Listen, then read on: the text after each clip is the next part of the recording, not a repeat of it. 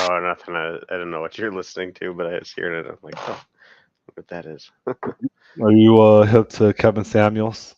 Kevin Samuels, no. Kevin Samuels, or the late Kevin Samuels. He had a kind of a podcast or a YouTube platform where he would call out the issues with African American women. That was the highlight of his Hmm. platform. At first, he was calling out the issues with African American men, but then he realized that he had way more success and popularity uh, focusing on the issues with African American women. Hmm. And he died of a heart attack shortly after getting laid last year. And but he has a lot of content. There's a lot of reaction videos, and a lot of I tend to agree with probably 80% of, kind of like Andrew Tate. I kind of agree with like 80% of his beliefs or thought process. Hmm. Okay. Cool. And I'm uh I'm strongly considering I'm strongly considering putting myself in a position probably within the next 24 months to try to get back out to Asia Pacific and Oh yeah. just be out there. Uh, uh, Does your new contract do that, or would it be after your contract's ended, or allow for it, or? I don't know. I think I guess by default the majority of contracts, especially when they issue a laptop, probably won't let you go to the other side of the planet Hmm. in some third world country with their machine connecting to another institution's internet that's not heavily monitored and enforced by the United States government. Gotcha. As long as you can connect to a VPN, that would be fine. But I guess it would depend on the country that you're going to, or should be. I mean, Philippines or Thailand. yeah. Oh man, dude, I pulled something in my lower back last weekend, and man, it's been a pain all week. Haven't really run or done anything because it's been horrible. You ever have back pain yet? God, Yeah, that's the reason why I started um, working out my abdominals more aggressively. I never worked on my abdominals at all, and then I felt like I had this chronic lower back pain that was. I mean, I know I sound like a wimp, but it hmm was difficult to live with, yeah. and so I just started being hell of aggressive, attacking my abdominal muscles, doing planches, and I call it the Jesus crucifix leg scissor things when I'm Oh on yeah. the Yep. ground. Yeah. Still don't know the name of the exercise. I just call it the Jesus crucifix. Yeah. It's like a leg lift, but it's Yeah. if you're standing straight up rather than being on the ground. Yeah.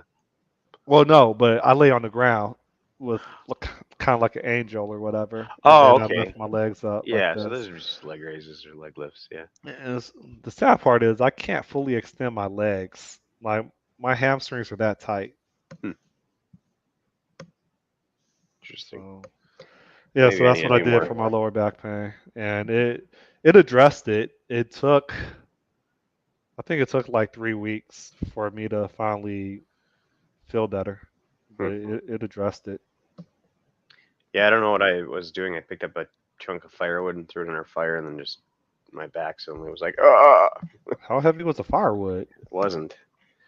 I don't know if I just leaned over the wrong way or what, but man, it's been a pain in the ass all week. So tried to go for a jog, and that didn't really work, like a 3 mile jog, and so I ended up just running a mile.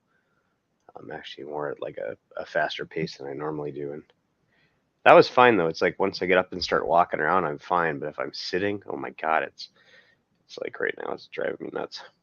So sucks. Mm. Uh, was supposed to do incline last night, but my shoulders were already tight. And I'm like, maybe I need another. I coerced myself into taking another day's rest for my incline. Hmm. Like, I'm getting bigger, man. People are noticing, but it's weird. Before, when I used to like make progress and know that I'm progressing, it would just be a catalyst for me to go harder, right? And I just keep chasing it. Now it's like I'm back to having to convince myself to work out, and then when I'm actually on the beach or in the weight room, I still have to convince myself to do another rep, every single rep. Like I am the worst. Like I have no motivation, even though I know, even though I get out there, I still have no motivation.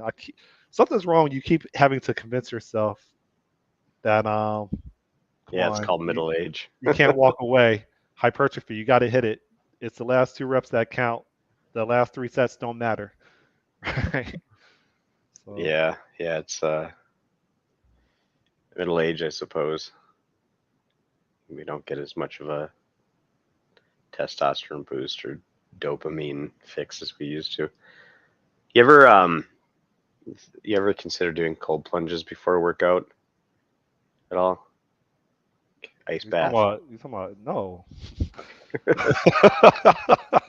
I mean, Give it's me an answer. unpleasant, but it's supposed to like double your dopaminergic reaction.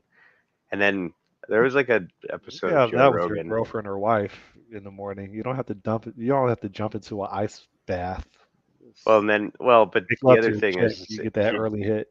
yeah, if you do it before a workout, I watched this episode of a Rogan podcast, and there's this guy who said that he started doing ice baths before his workout, and his testosterone like quadrupled or something. Like it was insane, like that. Like went from like he's basically got the testosterone levels of like a teenager instead of I mean, a is that documented in the 50-year-old medical man. journal or is it just hearsay?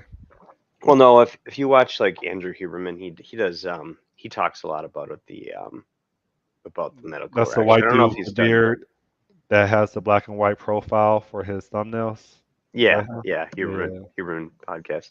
He does a lot on cold exposure and stuff like that, and um, there's definitely a benefit to doing. Um, well, there's a dopamine benefit to doing cold plunges or cold showers or anything basically uncomfortably cold. Um, it can be a detriment if you do it after a workout because your body needs the burn in your muscles to recognize that there's gains to be had. But if you do it beforehand, it's a different story. Uh, It can actually help your workouts. I I don't know have if he's no done the interest in doing that. testosterone bit of it yet, but that was a different guy. So Isn't it fascinating that there's a couple things. Isn't it fascinating that a lot of things that will get you to the next level, you have to torture yourself in order to get it? And humans are the only creatures that I'm aware of that purposely torture themselves for delayed gratification. yeah, But well, even that's unfair because it's not really humans. It's like 10% of us yeah, that torture ourselves purposely for 6 months or 1 year down the road investment, yeah. I return mean, on there's investment, should I say? yeah, there.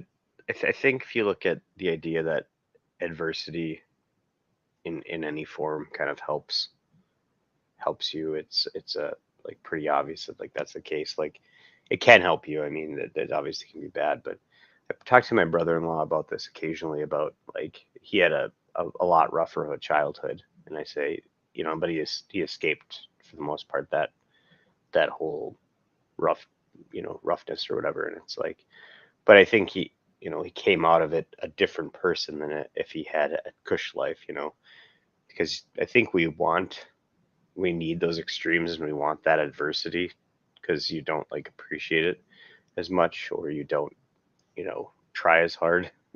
You're more perhaps more you gain more entitlement to things. Is um that true though? Yeah, I think so. I Um, think, like for example, and like I don't know how to measure it, right? But people that come from poverty, are they just as effed up as people that come from privilege? are they just as effed up? Yeah. Um, I guess in what way and what do you mean? I mean, is anybody effed up even? Identity crisis, midlife crisis, depression. Um, so, for example, l- I think about the, and maybe 99.9% of children of celebrities, whether they're athletes or movie stars, maybe they're not in the spotlight, but the ones that are tend to be the spotlight shed on them. So, like you look at, for example, let's say I don't know Will Smith's children, and maybe it's normal for children to try to figure out who they are, right? Yeah, I mean that's But part of a child being a child, but yeah, I guess I'm just questioning that. Don't Is there really that much of a difference between people that are privileged with a silver spoon in their mouth versus people that come from the projects or the trailer park? I feel as if we may not face the same issues, but there's still always drama, and the mind yeah, doesn't care if it's privileged or not. Everything's relative, right?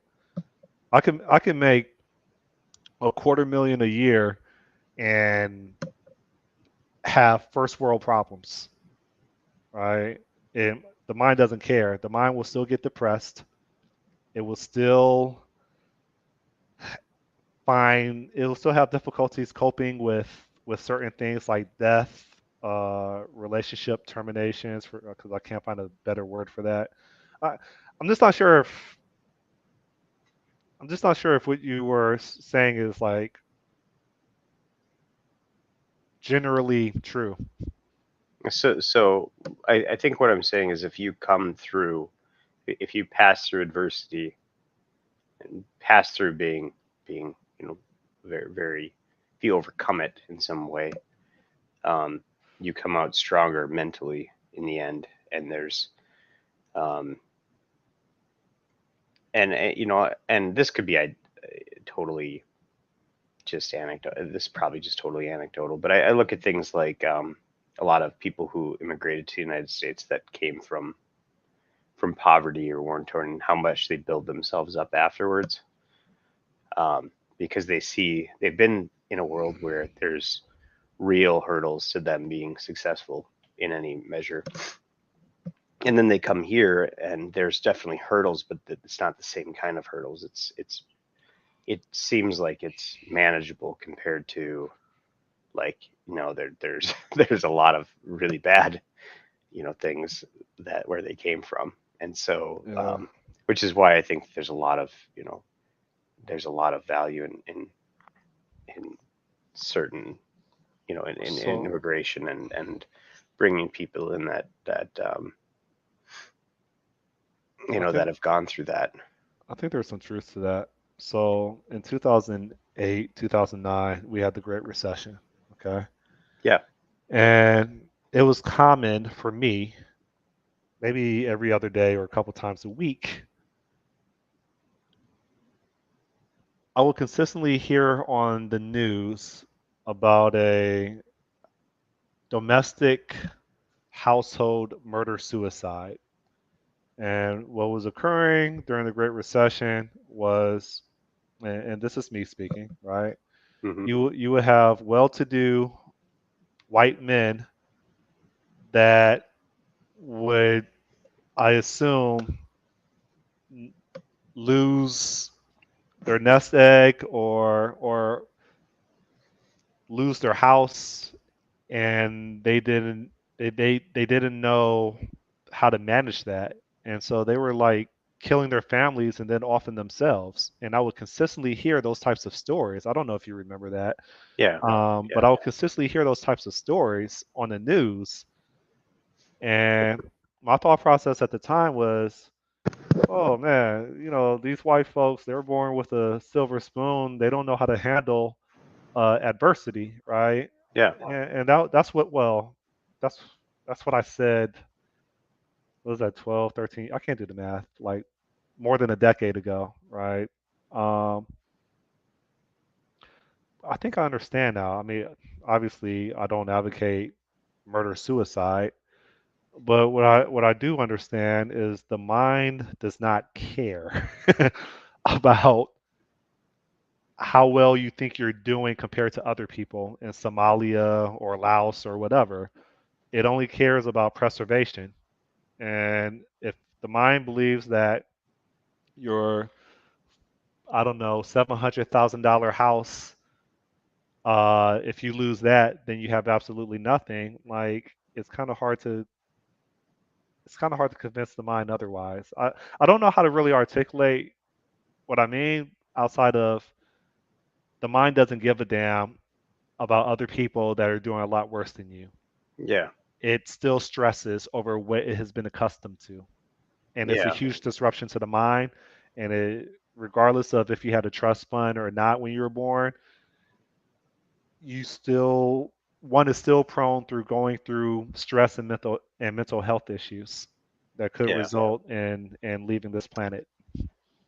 Yeah. And there's a I mean, and there's a mental game in terms of like you gain this mental toughness going through, which is why like military is set up like they are, Oh right? man, You go through evolutions of very uh, you can go through evolutions of very painful and very uncomfortable things and stuff that makes you want to quit, and they're trying to find people who have the mindset to pass through, at least like if you're talking about the Navy SEALs and stuff like that, to pass through that. um, but people that go through that, they know what bad looks like then, you know. And Y- so that like there's yeah, that. but is that really a good example though? Not Yeah, I attacking think you, so. but the people in the military have the highest suicide rate. Yeah, yeah, I'm Highest. talking I mean, about that's like, documented. yeah. So is is that is that really a good example of them being built into men or strong women, but once they experience combat, and not all of them, but it's still significantly higher than the general population, they have difficulty coping with life, But and yeah, they I guess I was talking more about the training aspect of it. okay. Is if you don't have like people that go through 'cause combat, I think is a totally different thing. Like there can be a lot of trauma and losing people left and right, and dealing with being your fight and flight being all messed up because you got hit by a you know ID or something. That I mean, I don't seek Or to you understand that, you but gun I'm down talking more about the. children and you have hard time coping with what you personally did. Yeah, yeah, that kind of stuff. Um, and so like my brother-in-law, he did that, and he had a hard time with their survivor's guilt and all that stuff too.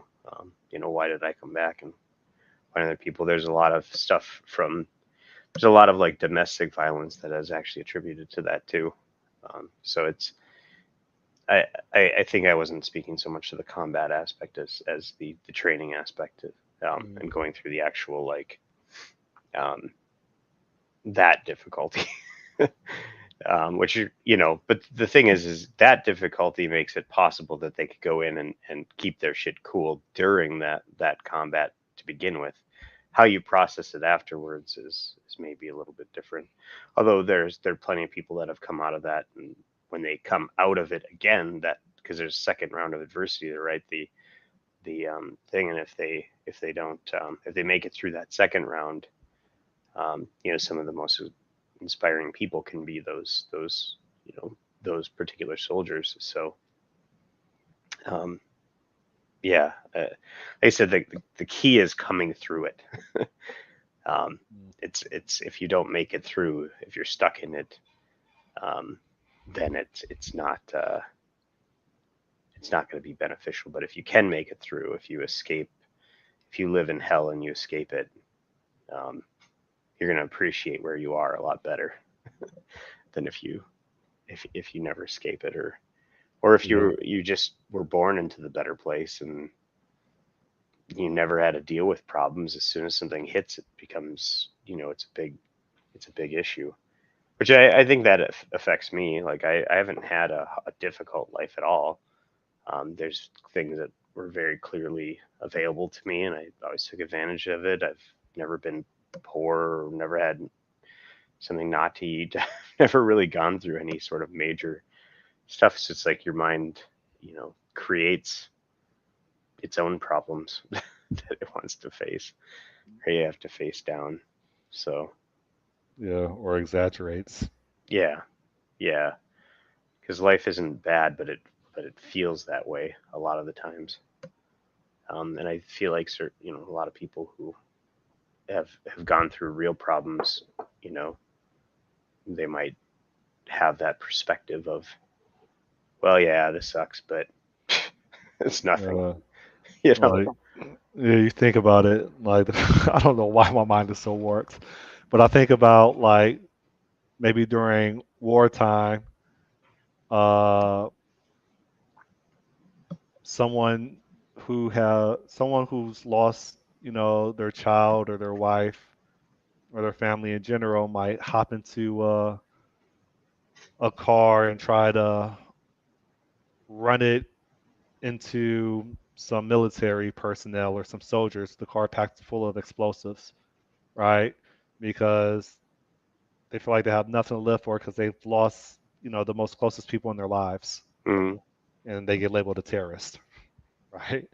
But then you have like incels that will get in the van and purposely run over a whole bunch of women because they have nothing to live for because they can't get laid.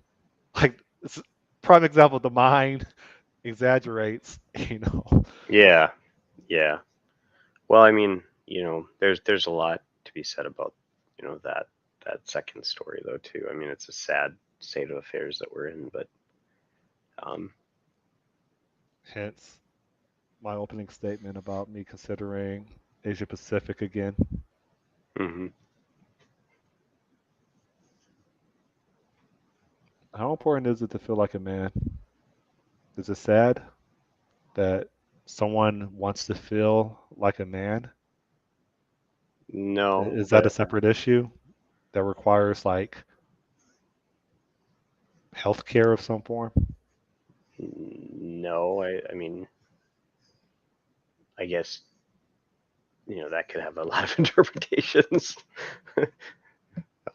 So I mean, yeah, I don't know. Um, Well, you know, animals, sometimes I think they have it better than humans.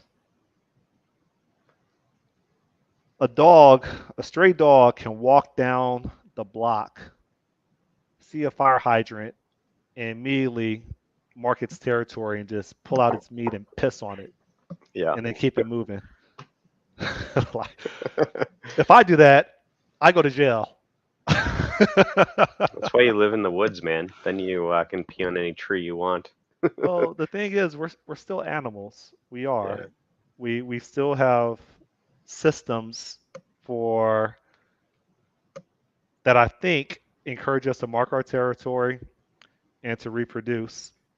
So we are territorial, and I'm talking about just male mammals in general. hmm But I feel the difference between humans and animals, even domesticated ones, is for the man in Western civilization or Western society. Man, we are like society. I can't find the right word. I want to say societally, but that's not a word. But we were kind of like psychologically neutered by society. We live our life suppressed. We generation after generation, probably since the 70s. Not that I lived there. We are encouraged by society and enforced by government to to to not be our natural biological selves, and we're seeing what's happening. And this is me speaking for myself. Um, we're seeing a surge of people that identify as the opposite sex. Yeah, yeah. We see a surge of that. There's no way, if you ask me, that all of a sudden there is a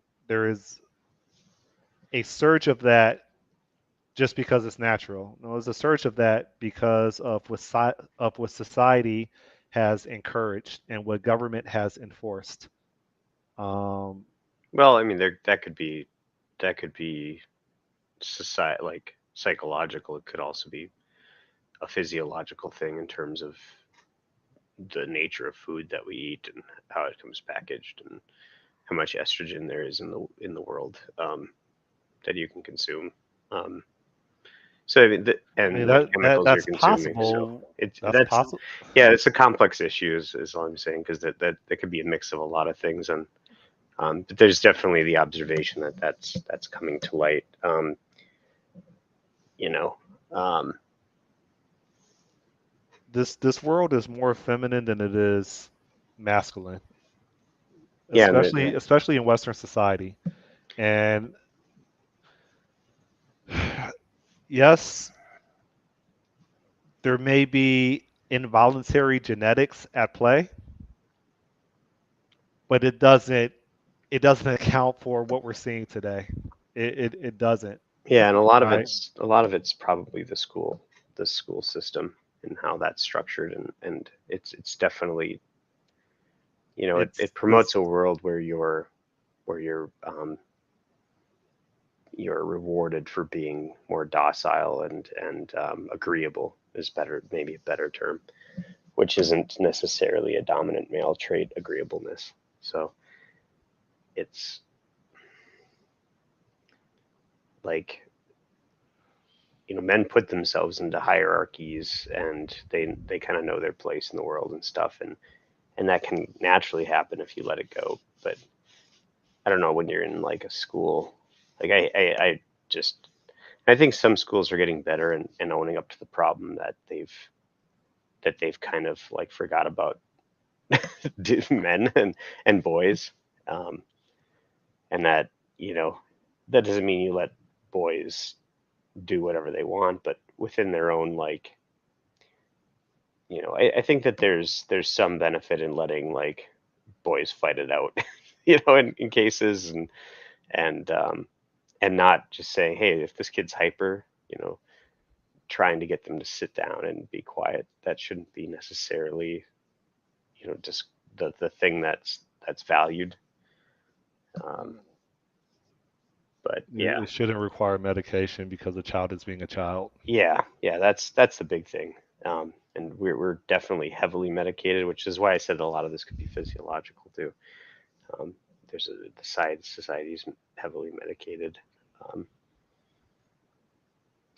and that's meant to make us accept the situations that we're in, um, more than it is to actually help some sort of medical thing. But I think back to my initial statement, I didn't realize until I experienced ego death how important the ego really is. It it creates a will to live. It creates a will to it creates motivation to progress in life. When you have absolutely no interest in hobbies in the opposite sex, in improvement, there's a void and there's no purpose of hmm continuing. And that was one of the hardest things that I've battled in my life is going months with that psychological void. yeah, So yeah, I understand that. You ever listen to anything by Jung or like any discussions about like And I think we've had conversations about midlife before and purpose and how purpose up until you're in your like 30s, society defines your purpose and like what you're supposed to do, and it gives you things to work towards, right? So like initially you've got school and Up until your stuff like 30s, I up thought until it's your for 30s. your entire life. Society is trying to manipulate, is encouraging you to play a certain role. Yeah, it up until your 30s. That's where it stops. Gets cut off. So Okay. what are you supposed to do? Okay, you're a kid. What does society ask you to do? You got to go to school, right? Okay, so you go to school. Then you graduate from high school. What does it ask you to do? Go Potentially go to more to school. go to college, or Yeah, and if you're not college material, quote unquote, or and learn we a were trade, and back or in the day when the United States wasn't always at war, you would join the military and get the perks of being in government and have more opportunities. yeah, or learn a trade, or there's pathways, but there's something Yeah, expected of you to basically find some way to be find and productive member eventually of even when you society. graduate college, but it's find some way to contribute, be able to contribute to broader society, in a working sense. Then what is it? It's to find, Have children.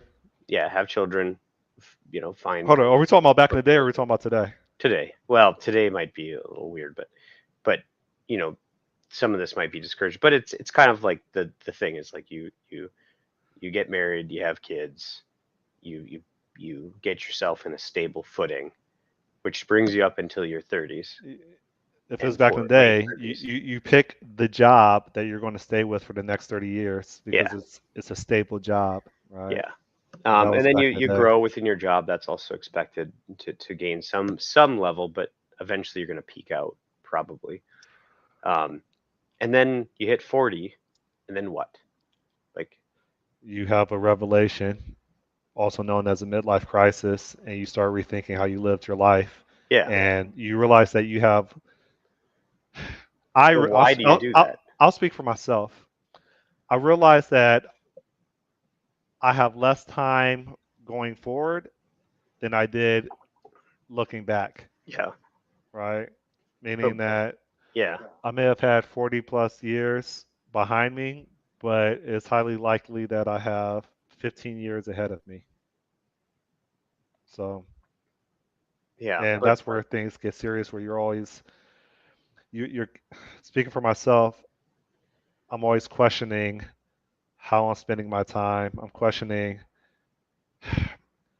do I really want to entertain what's happening to me right now with this person, with this job, with whatever relationship? And I just find myself questioning more and more, am I living for myself or am I living for this other person or this other organization, this other entity, right? For what they want from me versus what I want for myself. yeah, And yeah, and that's the idea behind some of this, like the psychology of midlife is that you reach this point, and up until this, you've done what the world has asked of you, and now you need to actually sit back and say, well, what do you have? What's the next big life event? It's 30 years out, right? It's retirement, right? 65 if you're lucky, 70. 70 is more probably more realistic now for us. So you got 30 more years at the time that you're 40 that's to do crazy. You every see, same thing you've done for the last like 10 years, or you know you see how different our mentalities are, like me versus you. well, Like, yeah, because because yeah, because you believe in like 15, 20 years, like there's retirement, and then that's the new chapter of your life. yeah. I believe 15, 20 years, I'm in the grave. Well, hold on. Like, I actually think I don't I think that 30 years, that's the next thing that society expects, the next life event okay, that society expects. That's not necessarily what's going to happen. Like, I'll put money away, but I don't know if I'm going to live that long. I doubt it. you know, dude, I guess my grandpas lived until their 80s. One of my great grandpas 90s, my grandma's 90s. no, my So father died it's when he was yeah. approximately my age. Yeah. So, like my outlook on especially genetics, as I'm finding out as I get older, more things that are effed up with me that I'm just prone to Yeah. genetically. Yeah. And there's It's a lot with genetics for longevity too. It's like you can try to do a lot yourself, but a lot of it is genetics. Like, uh, I know people that, like, my dad's like, yeah, I mean, I had a friend, he lived well into his 80s or 90s. He was obese, he had diabetes, he had every problem under the sun, still lived to be this old. Um, you know, it's like, okay. Um, but like, anyways, the idea is that's the next thing. So it's like you have this time frame, whatever that you'll either hit retirement or death is the next milestone. And it's like there's nothing expected of you now other than to just contribute in the same way that you have for the last 5, 10 years over and over and over again. And it's like it's just where's the like you run out of purpose. It's like yeah, you want to see your kids grow up and stuff, but they're gonna grow up, and they've become their own people at this point if you've had them, and very little of what you do actually impacts them other than um, giving them the opportunities to fail, but um, we're giving them their own adversity, I suppose. But it's like you have to find a way through, and I think people handle it differently. Some people, when they come through it, it is death, it's suicide. Like some people come through it, and what they try to do is restart the cycle.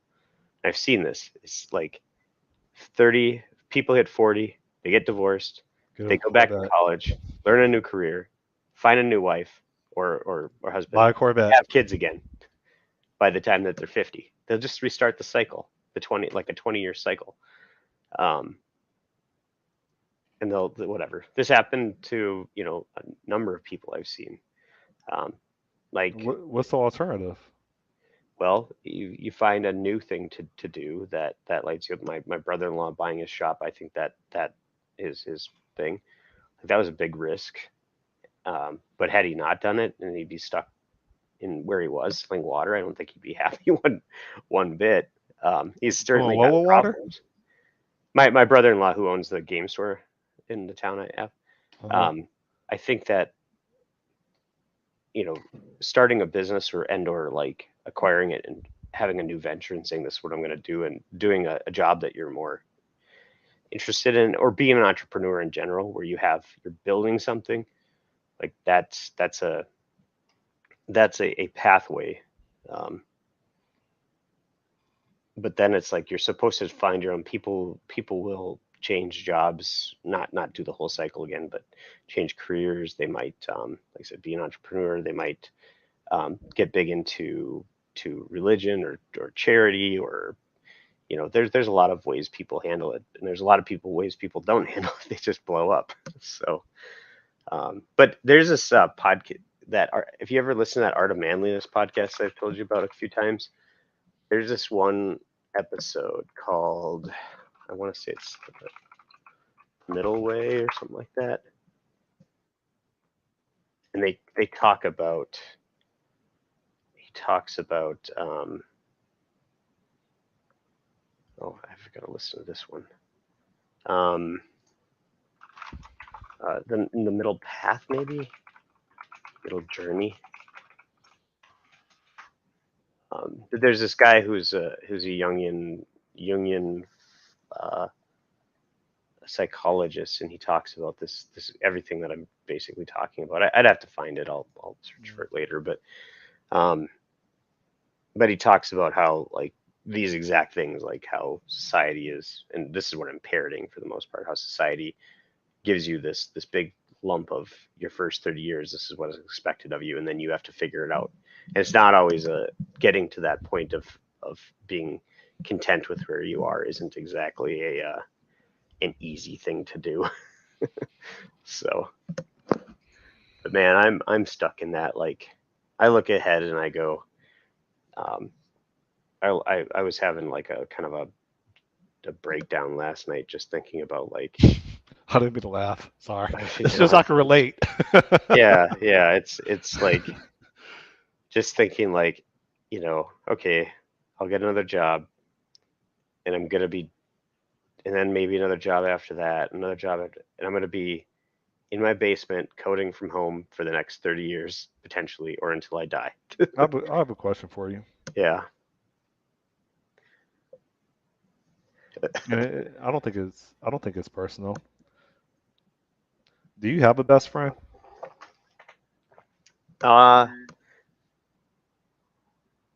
The fact that you have to think about that tells me no. no. I mean, I've got at least, some people I can confide in. My brother-in-law, one of them is really good about that. I think I've drunk said like, hey, you're my best friend, because actually invites me to go do things and stuff. So which Yeah. is nice. But when I sit back and think like, do I have someone I can actually talk to about stuff, and maybe and even more of a like a mentorship type thing? Um, no, like I don't know. I like I'm like, how can like I even thinking about talking to my wife about this. It's like, how can I describe to you how it feels to have the prospect of your life to be sitting in a basement coding for the next 30 years? Like, how can you understand what that, like, that's what you do, 8 hours of your day, 40 hours a week. Sure, you get to do things on nights and weekends, but it's like you're not seeing people. You're not like you just you chat with people online and you're looking at a screen, and it's Y- like I don't know y- how you y- can. Yeah, Yes, and I'll play devil's advocate. sure. It's better than being in the basement of your bedroom doing absolutely nothing. Well, yeah, sure. How many times this happened to me yesterday? How many times have you sat on the couch or laid in bed and you're like, I really should be getting some fresh air. I really should be going outside, but I just don't want to deal with the reality of outside. I don't. I wish if I go outside, I could actually like be entertained. I could meet people that contribute towards my enthusiasm for life. But when I go outside, it just reinforces that I'm alone. Like maybe you can't relate to that, but I had that thought process yesterday as I was just laying on my back on my mattress. And eventually I forced myself to roll my bicycle out and I rode like Hmm. 15 miles. And it resulted in me finding a Ukrainian that didn't speak English, an older lady, and I ended up spending half an hour playing chess with her, completely on a random, complete stranger, right? Uh, but I know that's probably where you didn't want to go. Um, I asked about like, do you have a best friend? I don't. People usually don't even claim to be my friend, right? But like, Well, I want. I tell all my people, hey, I have my friend we have our call on. So I'll claim you as my friend. There you go. I I'm just curious how different my life or your life would be if you genuinely had someone outside of your wife or the mother of your children that you really related to and that was an integral part of your life. Someone Yeah, that someone that you really anytime you felt as if you just wanted to get out the house. I know we're older now, so people have other obligations. There's a high likelihood that this person would drop what they're doing and y'all could like just enjoy life, right? yeah, Like I don't have that. I have acquaintances, but well, one is I'm no longer in Cleveland. I'm in Miami, and two is like I just don't let people get that close to me, and that requires therapy of its own. But I think my quality of life would be a lot higher if I had like that BFF. yeah. which I'm not sure is common for men. Maybe it is like when you're a young man, but I'm not sure as you grow older. It's like the movies where you still have that guy like the Truman Show where he bangs on your front door with a case of beer Yeah, unannounced. yeah. Uh, I know what you're getting at. Yeah, it's I think that like, and you could see this even in some like the people who talk on male issues, the loneliness factor that we go through, um, really sucks. Like I said, I've got my not nobody would come over with a case of beer and just be whatever. So I've got my but I've got my brother-in-law I can talk to, and we do stuff together a lot. One of them, not the one who owns the game store, who invites me out fishing, invites me to his uncle's cabin. We do stuff. In the back of my mind, though, it's all contingent upon, well, what if all of a sudden my wife left me? That relationship's over. Like they might, we've talked about it. He's like, oh well, that'd be whatever. We'd still hang out. But yeah, would we? uh, Like you might call and talk to me, but you're not gonna, especially with the way that my wife's family is, they'd be hostile to me. They would hate me. And the idea is sure they wouldn't, they wouldn't probably stop you from calling and talking every once in a while, but it wouldn't be a let's go hang out type of thing, most likely. So that's something else that's wrong with me. Psychologically, the person could be second to Jesus. The fact that he's penetrating my sister as his wife, I don't know why I care about that, but I do. Like I can't have a buddy relationship with someone that's like piping my sister. I yeah, that's can't. my sister-in-law. So it's not a big deal there for me. But yeah, no, yeah, I could see that. So but yeah, the thing that I've always too lamented about is the idea that there's no one in my life that I would be the best man for at like a wedding. Like I always thought, oh, maybe this person, but no, that there's no one. Like, and if I had to like get married again, whatever, I don't know that there's somebody that I have that I would know to ask about. Like you're like, so, and I have trust issues maybe with friends too, because I did have like a really good friend once back in high school. And what happened when I was getting married, he was supposed to be my best man, but my wife absolutely hated his girlfriend and said she wasn't invited to the wedding. And I was of the opinion like, oh yeah, the phrase like bros before hoes or whatever. Like, that meant something to me. You're gonna, you might not like the situation, but you're gonna show up type thing. But he canceled on me, and I just was like, I was devastated after that. And our friendship never recovered after that because it was just like, you know, so, and he ended up marrying that gal and then later got a divorce from her, which is weird. But I never like,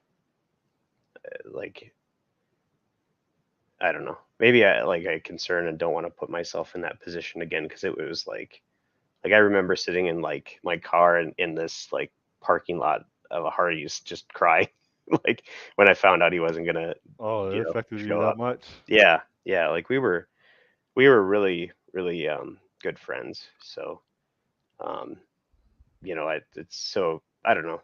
Maybe after that, like whenever I'd get close to someone where I'd feel like they were a really good friend, I'd start to get, I don't know, maybe I'd get like Yeah, I focus on the clingy or disappointment. yeah, or just like whatever. So, and then when I was I had a really good friend when I had my first job.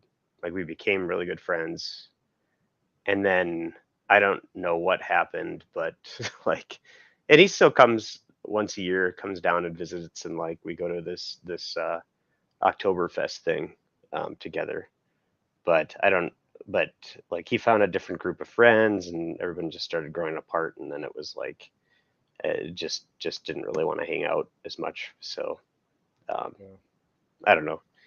So I've had some opportunities maybe, but yeah, it's definitely like not like my wife where she's got literally she goes to work and she's got friends like there and they chit Mhm. chat and I'm like I don't know how to describe to her the fact that you know you go to work and you can if you're upset with something, you just go and talk to your friend really quick and like, decompress and then go back to what you're doing. Or like you might have different tasks that like, I'm sitting here, I could be talking to like a chat bot.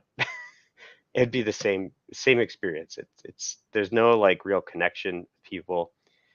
Um, and I don't know about you with jobs, like if you make friends on the jobs, and I've made friends, on the job, but then as soon as the job is over, Yes. it's like we still might keep in contact or like talk about things, but it's not like we're gonna do like an after work thing or like, Oh, you when I know, was when I was younger, when I was younger, I I was in like young professionals group at my job, hmm and yeah, there were times where like I remember maybe two or three times within a 7 year period, like we would plan to go out to like the nightclub. yeah, There was times where we did like happy hour. Um, but even with that, it was never a relationship of me like randomly calling them at 9 o'clock or at 10 o'clock in the morning just to see if they want to have lunch that Saturday afternoon. I've never had a relationship with people from work where like I developed a friendship like that where on the weekends um we would do things. It's never been that. It's always been like the water cooler, happy hour, and occasionally like bros night out, but within the office, like maybe it's a birthday and they want to go out to a nightclub. I think that's usually been the context. With the exception of I think I went out with a coworker to San Francisco and hung out with him and his friend. But it's never been like a friendship where like they're an integral part of my life. They're just a person that casually hang out. It's a colleague, not a friend. yeah, Right. yeah. It's your it's kind of the same thing with like my brother-in-law. The relationship is there because of work puts you together. It's like, and if work takes you apart, like you're just not going to see each other very often. You might still like occasionally meet up and do things or like talk or catch up, but it's always just catching up. It's never proactively doing stuff, which is like with my like I said, friend who comes down. We catch up over that weekend, and then that's it. Like we don't hear each other for like a year, and then we catch up again, and it's always catch up. Uh, Um, I keep in contact with my former, I guess she would have been my manager, but we were colleagues. And we still talk about like work related stuff. Occasionally we'll say, hey, did you see Walking Dead or shows or this? Hey, check out this TV show or whatever, because we used to talk about that on the job. Um, but it's like that. I'm obviously not going to be meeting up with her and like hanging out. Like, hey, let's go and do this thing. So yeah, it's always a hitch attached to it. It's never like an organic. You find like a kindred spirit, I would say, and then you become like good friends, like hang out. Yeah, and then what do you do to find that kind of like thing? you're asking the wrong person. Yeah. Well, no, I mean that's the thing is like there's what opportunities are there for you like outside of work Well, and that like if you're in you church maybe like you you could find know, uh, people. I'm just going to do a brain dump, and it may Yeah. not be reality.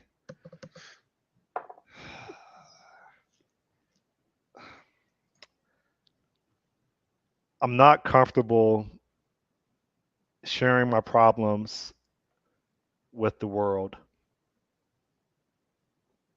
As a result, I think because I don't share my problems with the world to filter people that my problems resonate with and to build rapport with, That may be a factor in me not developing close relationships.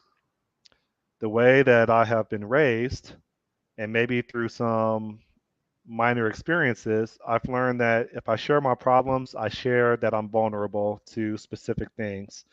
And as someone that has always felt inadequate and always felt as if they always have to enforce to the world that they are a man, I've always just kept things private for the most part. I rarely share my issues with people that I'm not close to.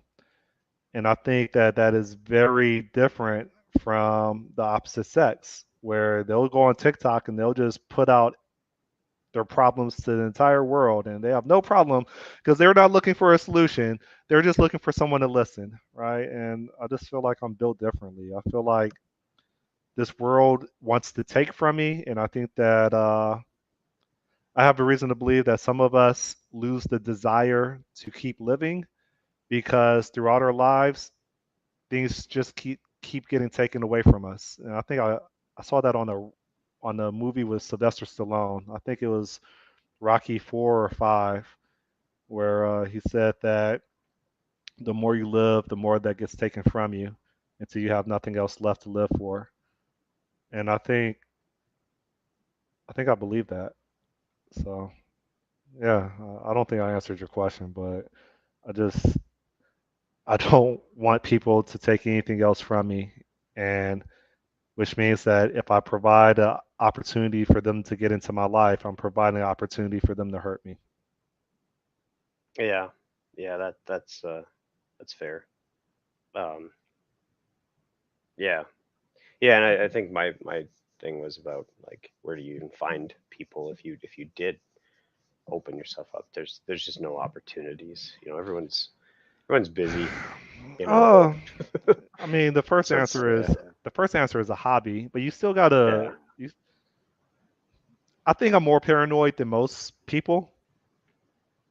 I have so many inner demons that I've been battling. I don't want to invite other people's drama into my life. And by default, I think that everybody has problems.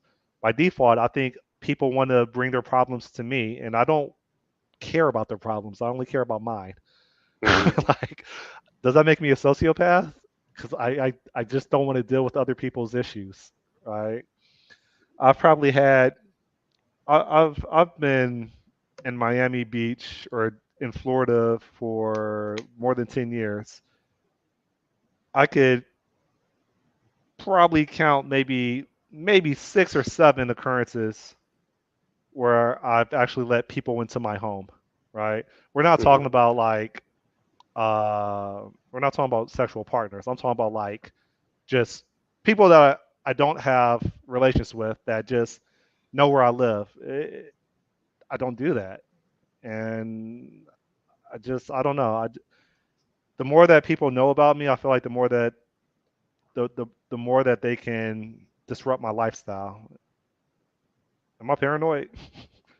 Um, I mean, it can be. Um, you know, I suppose that like the pathway to that, you know, deeper relationship with people is that you do have to get, you know, vulnerable, like you said, and share that, and you have to, you know, it's a two-way street, I suppose, too. You know, in terms of if you don't care or seek to care about someone else's problems, um, it's like why would they? Should they care about yours? Type of a Okay, thing. so let me put some context on it. You live in Minnesota. Hmm. Imagine living in one of the most popular tourist destinations in the United States of America. Las Vegas, Sure. Miami, LA. And you think about what attracts people to those cities. They want to escape life, right? I was running away from my problems in Cleveland, Ohio. I moved to Florida. Problems usually don't disperse, they don't go away. They follow you, right? Hmm. And so maybe the difference between me and you is I know the type of people that are in Miami, just like the people that would be in Las Vegas. Like there's a lot of baggage that comes with them, and it may not be the same as people in Minnesota or Columbus, Ohio, or Dubuque, Iowa, right? It's it's a different culture out here. Yeah, People are that's not fair. stable here in Miami. They're not. Yeah, that's fair. You need to move to the suburbs somewhere or like Alaska, rural. what's it? Yeah, Juneau, Alaska, yeah, move to Alaska. or what? Just Northern Exposure. They were in Anchorage, Alaska, I think. something like that.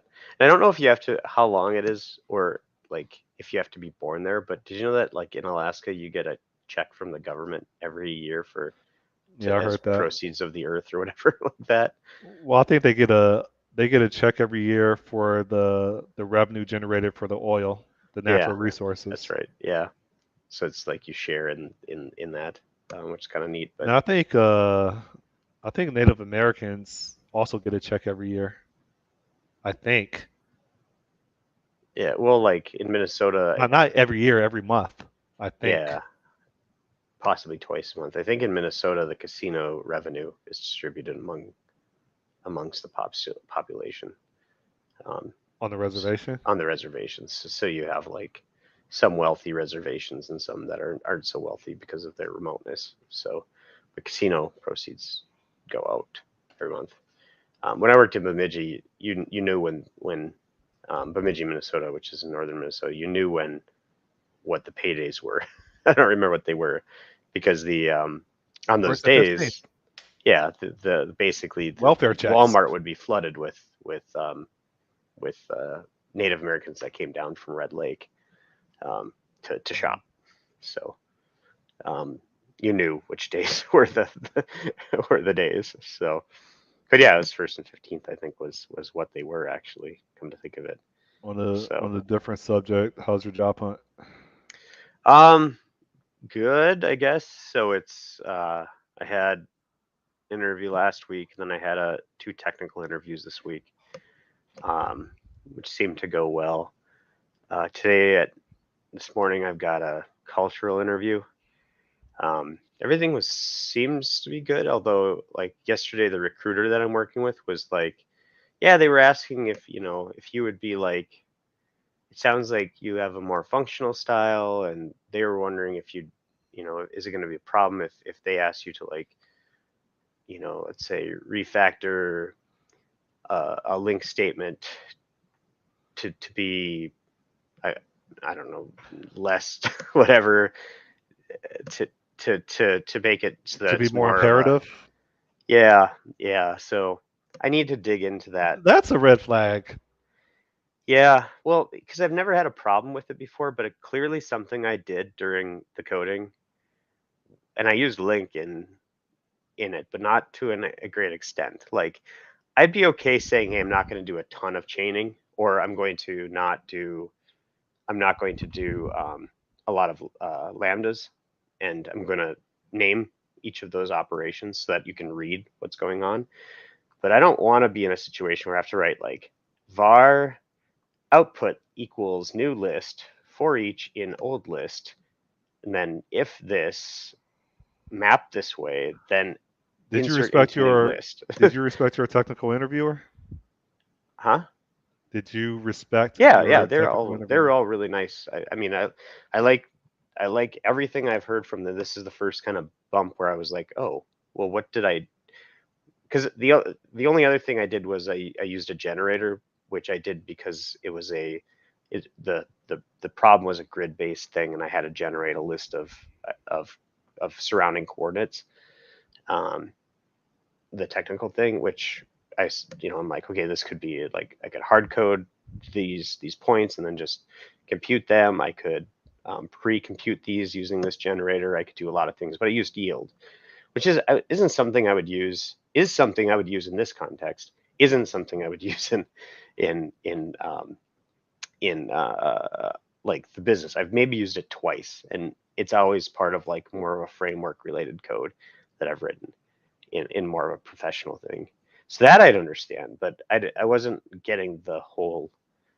the whole thing about links. So I don't know if she just if her interpretation was.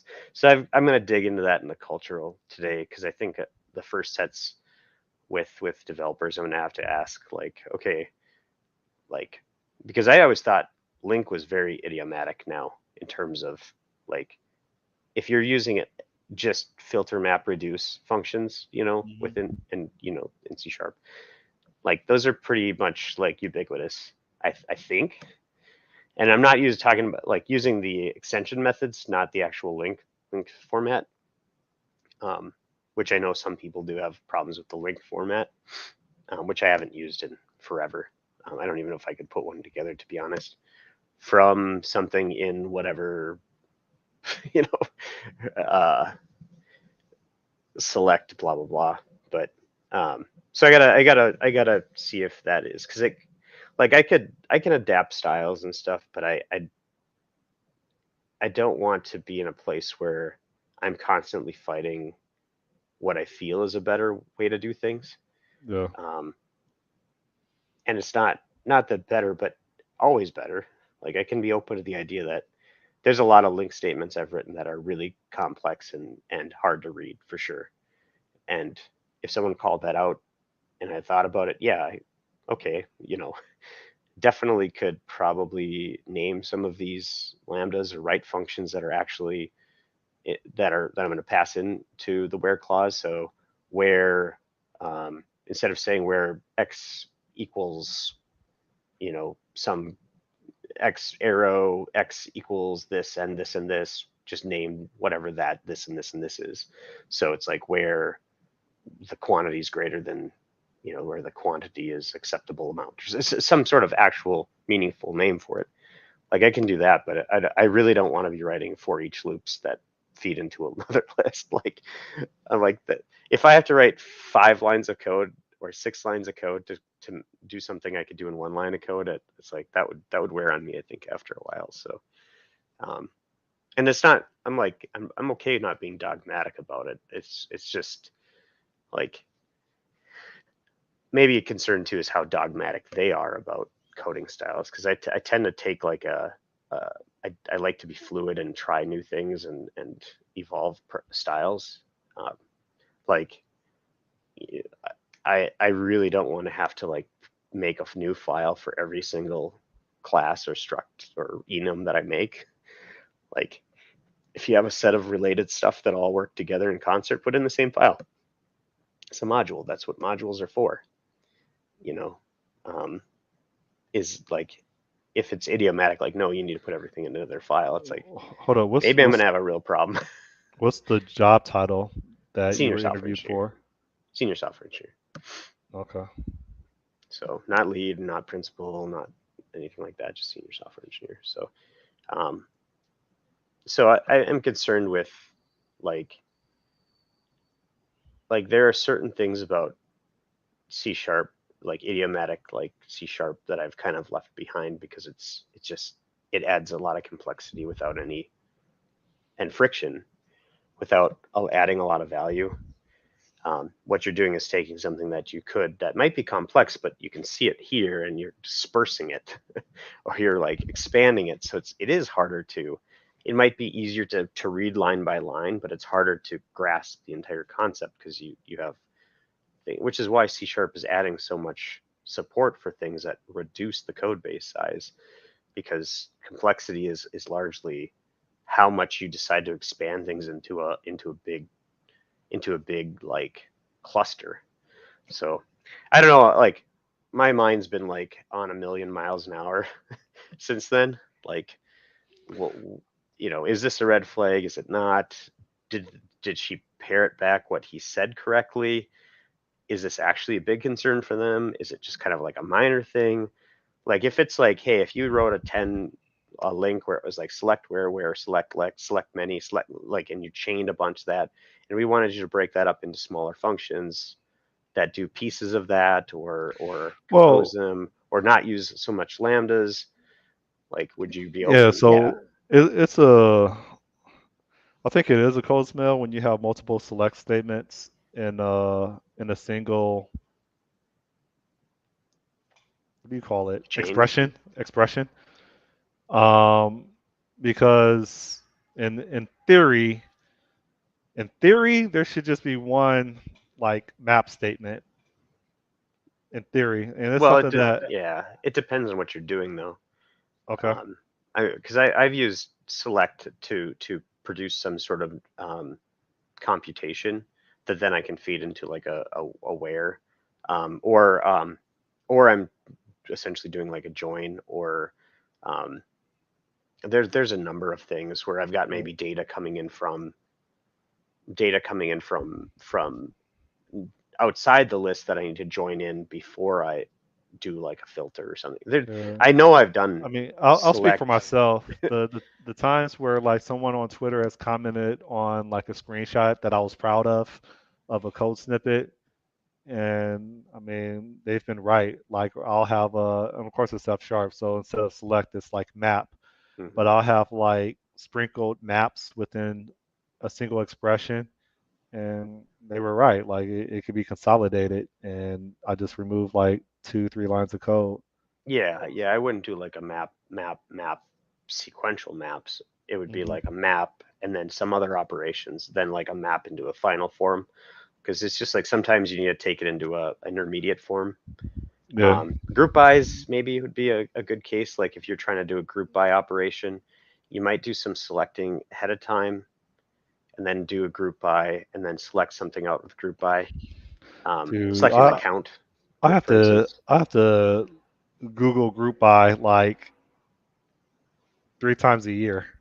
I rarely use it. Well, group by is just returns like what an I grouped enumerable or whatever, and It's like a lookup it's or got a something. key, and then it just has all it's an enumerable of all the things that match up with that key Yeah, value. it's a lookup table. Yeah, and so sometimes you want to get, let's say, a count of how many things match the group by, and so like you could do the group by and then pull the count out of the group and then reduce that, map that into another. So there's like when you have collections of collections, places where multiple selects might happen, but um, it's certainly it's in the lower half. But there's other things like I should ask too about like um, how do you do control flow for errors and stuff like that. Like I've gotten very accustomed to using like a couple different mechanisms and trying to be more explicit about my types, especially with return types. So like I'll use one of, for instance, for simple ones where it's like one of success or error, or one of, yes or no, or one of, you know, this or not found, or whatever, simple things like that. But again, eventually that one of, because it uses generics, gets too long. And so what I'll do then is I'll do some sort of abstract class that represents a result type, and then have a bunch of concrete children that represent the actual states of that result, possible states of that result. Um, and records make that really simple to do now because you can create an abstract record and, and then just have all of the children be implementations of that abstract record. And they could all be records, and it's like 5 lines to basically do your enumerated response, but you can add properties and stuff to it. And so I've gotten used to being like that, but it's like, well, is that outside the scope of idiomatic C sharp? That depends a lot on nulls and exception throwing. Yeah. Like I don't like it. It's a lot of people use exceptions and they're okay with it, and I've kind of grown apart from that. So I can definitely adapt back to the style, but I don't know that it makes like I don't know. I worry now. I Well, have a huge worry that I'm too stringent, not stringent. I'm too dogmatic. fluid with things. I'm too open to not being like Where do you think strict about where do you think it's structure and stuff. appropriate to throw an exception? Where do I think it's appropriate to Yeah, throw what an exception? condition? In what condition? Um, I when have it's mine. something truly exceptional. Um, So that, but connecting to a database. connecting to a database, yeah. No, I mean that would be expected in a lot of cases.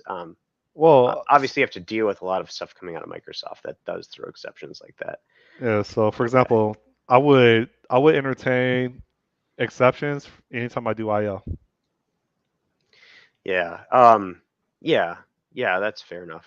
Um, I'd also what I occasionally do is I'll use exceptions in the same way that you use exceptions for URI generation. So if you're doing a type and you're trying to convert from another type and you use the constructor, there might be a constructor available that isn't a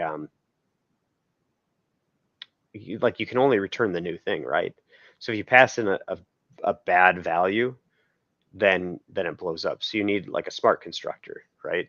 Yeah. Um, but you need that constructor sometimes for serialization purposes or whatever. So like URIs, if you feed in a bad URI, it's going to throw an exception. So that's why they give you a try create, right? So when I do, I might have like an exception get thrown in a constructor of some like some type that shouldn't be receiving invalid inputs because you should be using the try to create unless you're very very confident that those things aren't that those things are match the Are we talking things. about a URI format being correct? Or are we talking about a URI that doesn't exist? No, a URI that's the formatting. So it's just like a Yeah, format I don't think exception. that should be the exception. I think that should just return the error. Well, here, let me give you an example. Maybe I can just code one up quick. I've got a lot of time now. I don't know what Like time you start your job, but HTTTTTP colon forward slash forward slash forward slash forward slash XYZ with no extension like .com. I don't think that's exceptional. I just think it's. Let me so I take notes.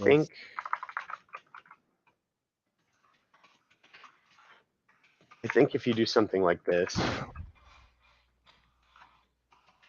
you have garbage in there. Basically, it's not a valid URI. I think this throws an exception. If I'm not mistaken. Yeah. So you get a URI format exception. Um, and what you should do in this case is do something like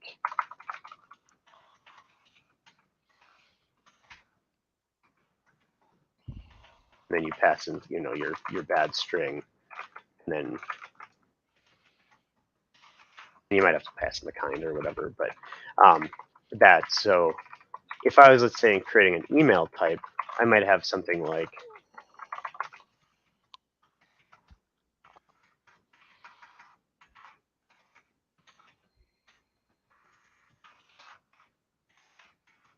be like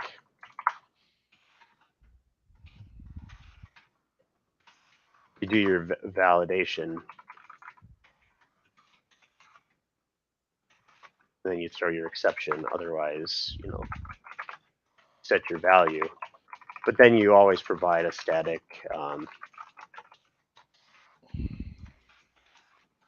It's not that way, but Yeah, so actually, I mine, like returning like an error of like a.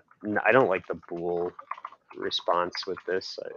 I would have by default my thought process, and yeah, I tend to over engineer. But my by default, the way I would do that was I would have a uh, I email, and then I would have a valid email, invalid email, and then um, I would return the interface I email, but the concrete class would be invalid email and let the client deal with it. Oh, so you're saying that you would strictly have a smart constructor then, Either I would do that, or I would because just that's have what this is. either I This would do is that, or I would have a result type. yeah. I actually don't like the whole try create with the bool. I much more like um, yeah, exactly what you're basically saying. And this is what I do a lot of times with stuff. It's like abstract record. Um, then you might have like um, oh, I suppose with this case, well, it could be a record. Actually, it should be a record. You'd have an email, which is an email result. Then you might have all of the stuff in here.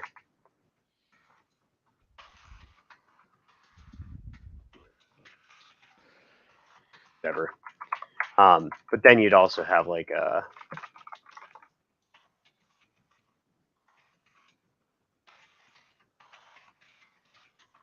like that, where you can return then.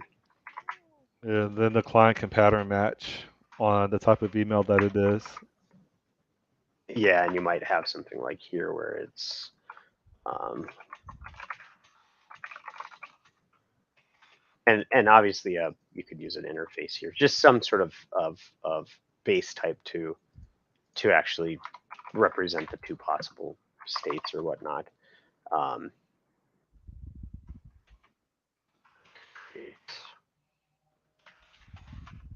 I mean, it's technically it's the same pattern. It's just written in a couple different ways. Um, and then you would return that, and then you would pattern match, yeah, on the is email or is invalid email, And I think the knowing that. majority of organizations, like, they wouldn't even consider email a class; they would consider it a string. Yeah, and that's the thing that like principles that I've picked up are like strong typing as much. And I'm not dogmatic. I don't do it all the time, but like when I do find a case for strong typing where I know like this is very firm, I understand the rules really well.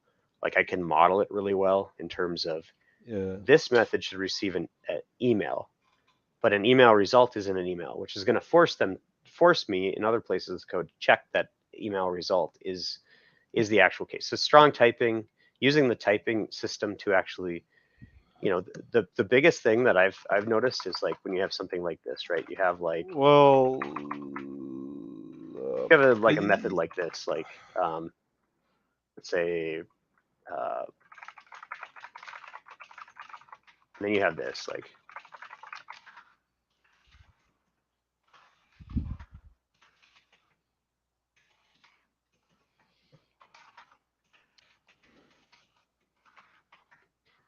this chain of the same types like this is like ripe for is ripe for putting something in the wrong spot because there's no type checking.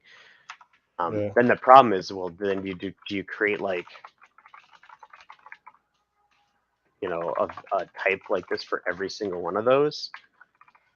Like this becomes overkill, you know, where but there's no No, like rules. no, like, You might have a name rule like this, like, and you'd be like names have to be in such whatever size, and they have to be non-null and stuff like that.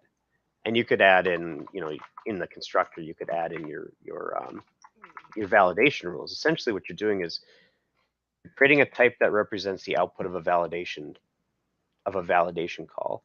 And you're using that as your input type, which ensures that your validation has been done prior to actually calling it, so that this class, whatever it uses, let's say this customer output, can be certain that, you know, all the validation's already done. I don't need to do any of that.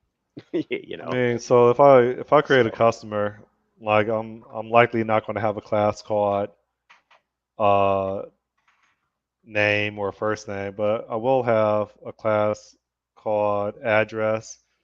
I'll have a and then I'll yeah, have yeah, sure. your first name as a string, your last name as a string, or yeah, I'll have that, and then I'll have um like contact details or something like that as its own class, and then I will probably make that class rely on a a list property, in which a list property would could be an email address, a phone number, or whatever other mechanisms to get in contact with that customer.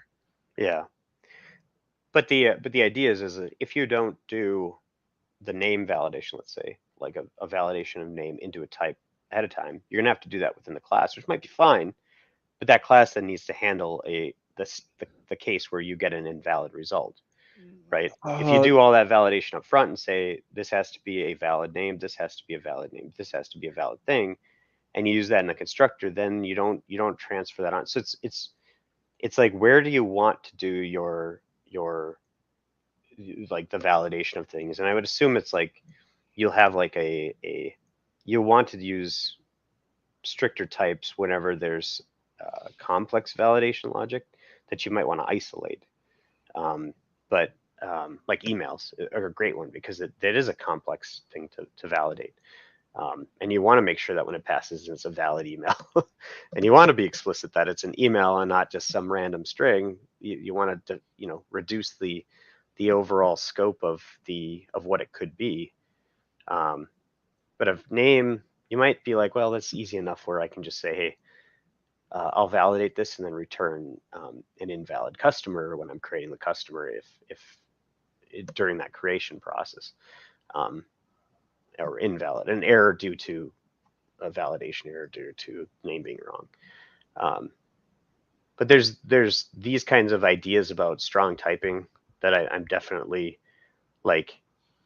I think I would be not upset, but like let down if I created like where I felt like a valid type should be, and it was like just use a string. Like, okay. Um, and if I'm using like a thing like one of, which is a class that I use, I don't know if you've used this in C# before, one of. No.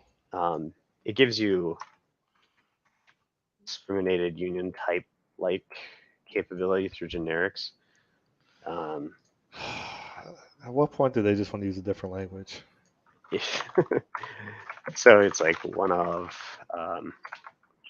to import. I did have that right.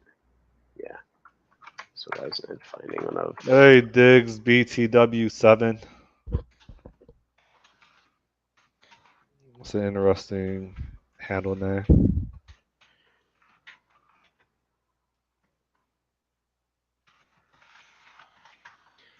So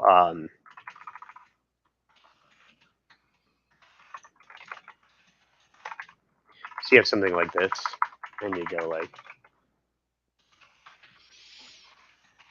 then you can be like result dot.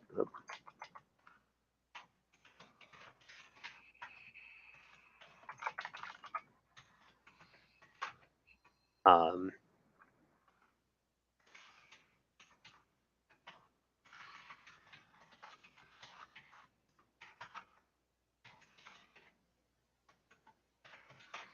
let's see, it's this one. Oh, I might need to put those into parentheses. Which is that's the other thing is the company having security constraints on what you can import as a NuGet package. This is a switch. Yeah, it's like, how do you take to new ideas and new things? Is it like they have to go through an approval process, or do we have kind of free reign to bring in new things as long as we can justify their usage? I remember I was at one organization, and me and this senior developer did not get along at all. I mean, you know my personality type, so like he hated me, and I couldn't stand him. And I remember one time he snitched to I don't know what her position. I think she was I don't know what she was. She was some type of like project manager slash scrum master, and he had sent her a screenshot of a NuGet package that I imported that wasn't approved, right? Yeah, And they said, we have this external NuGet package that that's that's now in the code base. It appears that Scott had pulled in this NuGet package. We don't know what it does, right? And I'm like, oh, okay. So I replied. I took a screenshot of the author of that NuGet package, and it was Bismonger with my photo on it. I had published my own NuGet packages so that I could use it at different organizations for things to accommodate my coding style. mm-hmm. And so that surprised him that I was the author of it because he didn't actually check. So So that when you leave the organization, you can put out a new version of the NuGet package that has bad stuff. I don't care about them that much. No. But yeah, no. Like I said, that there's a number of things like that where I've gotten used to that style, and I know the alternative. Like I know you can, in a lot of cases, you can turn the object or return null or throw an exception, and that's how you relay back the results of things, right? Is to not be explicit, but to just have these implicit things within C sharp. But it's like that's really super error prone. It requires a lot of tests, and I think that like more testing than's needed if you just do strong and let your compiler be the test, right? Um, Yeah, I so was yeah, explaining that concept to the to a number of teams at my last contract because they were literally one. I keep saying this, but they were returning those like crazy, and all their find interfaces. They have interfaces that would expose a find method, and it just always assumed that it would return a widget, and that the result type could never entertain the key not found.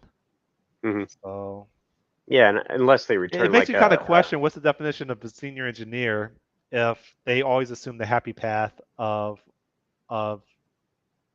production code. yeah, well, unless the thing returns like a null widget, which makes there's such a thing as like an empty widget, right, or a not found widget, which No, they didn't have this. yeah, okay, so if it's yeah, They just assumed that their interface or if it for finding pre-validated something, it, given a yeah, key, would always return a successful result.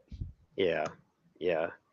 Um, and I've worked in places where or in things where I've been like okay with that assumption because it's not critical or whatever, and it made it go faster. But it's certainly something that I consider at least, right? It's not a just a given. Like I'm going to ignore. I'll let exceptions handle this.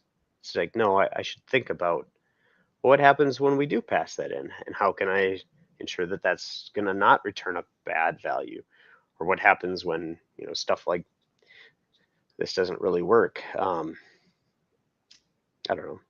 Even the case too, where like if you're doing I/O, um, exception handling though is still a bit tricky there because it's like if you are calling from another thing and you expect that dependency to be reusable in more than one context, it's like now you've got to like capture that exception in every place and assume that it's like I need to know to capture that exception and I need to reduce it myself versus What do you mean? just having it be an explicit response. Sorry, I'm just thinking back to your question about whether it's actually okay for IO to throw exceptions. Um, I think to a certain extent yes, but it's like there are cases where I think if you have, let's say, an operation that you want to try to like it's got many things and there's like a thing you want to undo or whatever, or if you want it to be reentrant or something like that, there are cases where it might not make sense for IO to throw exceptions. So anyhow, we're devolved. That Are you referring to like a unit of work related pattern where you have all these units of works and you want to roll it back if well, something if you have fails? I mean if you have multiple things where um I mean maybe exceptions would be fine. I just feel like if you want to handle, I think the big thing is it an expected case or not? And if it's expected that the IO will always be available, then yeah, I suppose exceptions are fine. Um, so Uh, the business expects the network to be available, yeah, which isn't always the case, but but your eight yeah, fallacies of distributed computing says that, well, it's a fallacy to expect that. yeah. I just wonder like You at want to what log it. yeah Like my thought process, I didn't mean to cut you off, but my thought yeah process is if you're relying on IO and IO fails, then you could entertain, uh, what's the word I'm looking for? The actual term escapes me, but you want to entertain like trying it again. yeah I think it's retry called just retries. it's exponential. Okay, retry is better. I Yeah, was and then thinking of but you're talking about the exponential like not exponential, but you grow the time a little yeah. bit longer. But at some point in time, that'll break. You got to have a timeout or whatever to not hold it Yeah, up and forever. I But mean C sharp library called Poly yeah, entertains poly. that. Yeah, Which is good practice, I suppose, because you might have sudden network blips that you need to deal with. But I think maybe the distinction there is like, is the IO something that the caller is okay with allowing to fail? Because the interface out to that IO should be defined within like the context of the domain that you're in, I suppose. So I don't know, man. What? There's a lot of ways you can construct this stuff. Yeah, I was So going to say what IO is acceptable to fail. um, what if it's something like a cache miss? Like, okay, well, we just won't cache it this time. We'll log it, but we're not going to cache it. And maybe you just don't have it return. You just capture the exception in the endpoint then and log it, and you don't. You say, "Oh, it's cached. I'm not even going to tell you about it." You don't rethrow it. So maybe that's not even valid. Maybe what if it's an optional thing that you're not willing to kill the application over?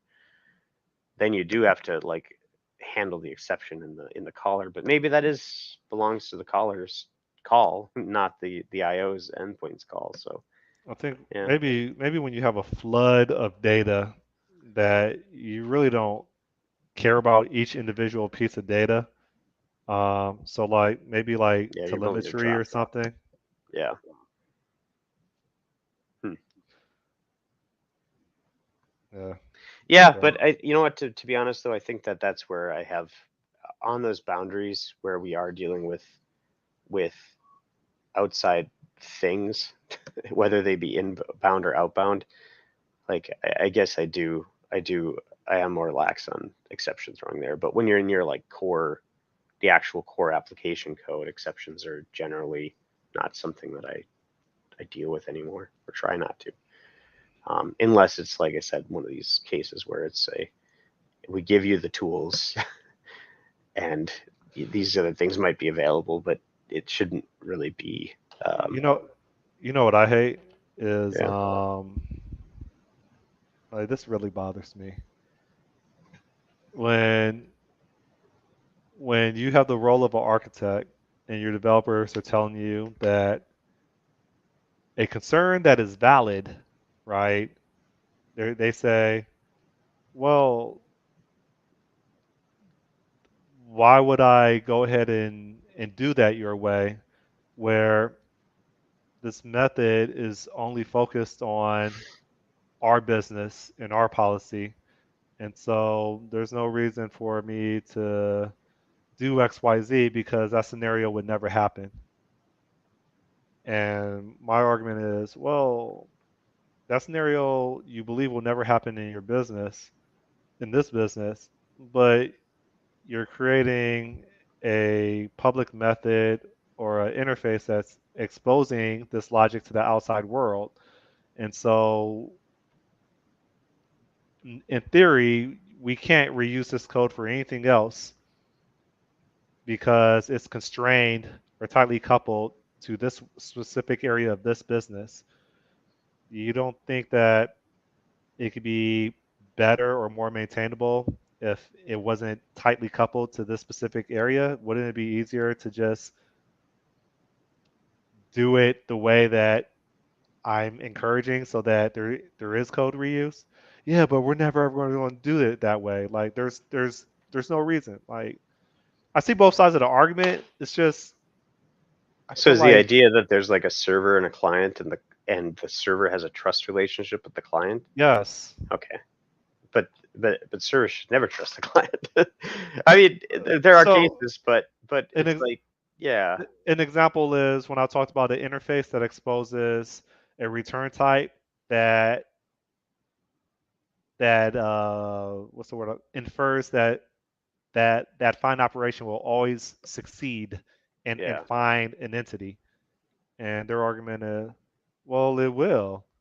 And I'm like, what's the purpose of an interface? Like, what what you're making this assumption and you're again tightly coupling it to what we're doing. But as an architect, one of my jobs is to make sure that we don't have to reinvent the wheel every single time for a similar problem that we need to automate. And it's like yeah. you And there's work with also the people that are assumption get there paid to that automate. What's up? There's also the assumption there that the client will never be broken or never have a bug in it. So the server's job is like, or the any sort of like provided thing is they need to it's defensive programming, right? We need to defend against what could be.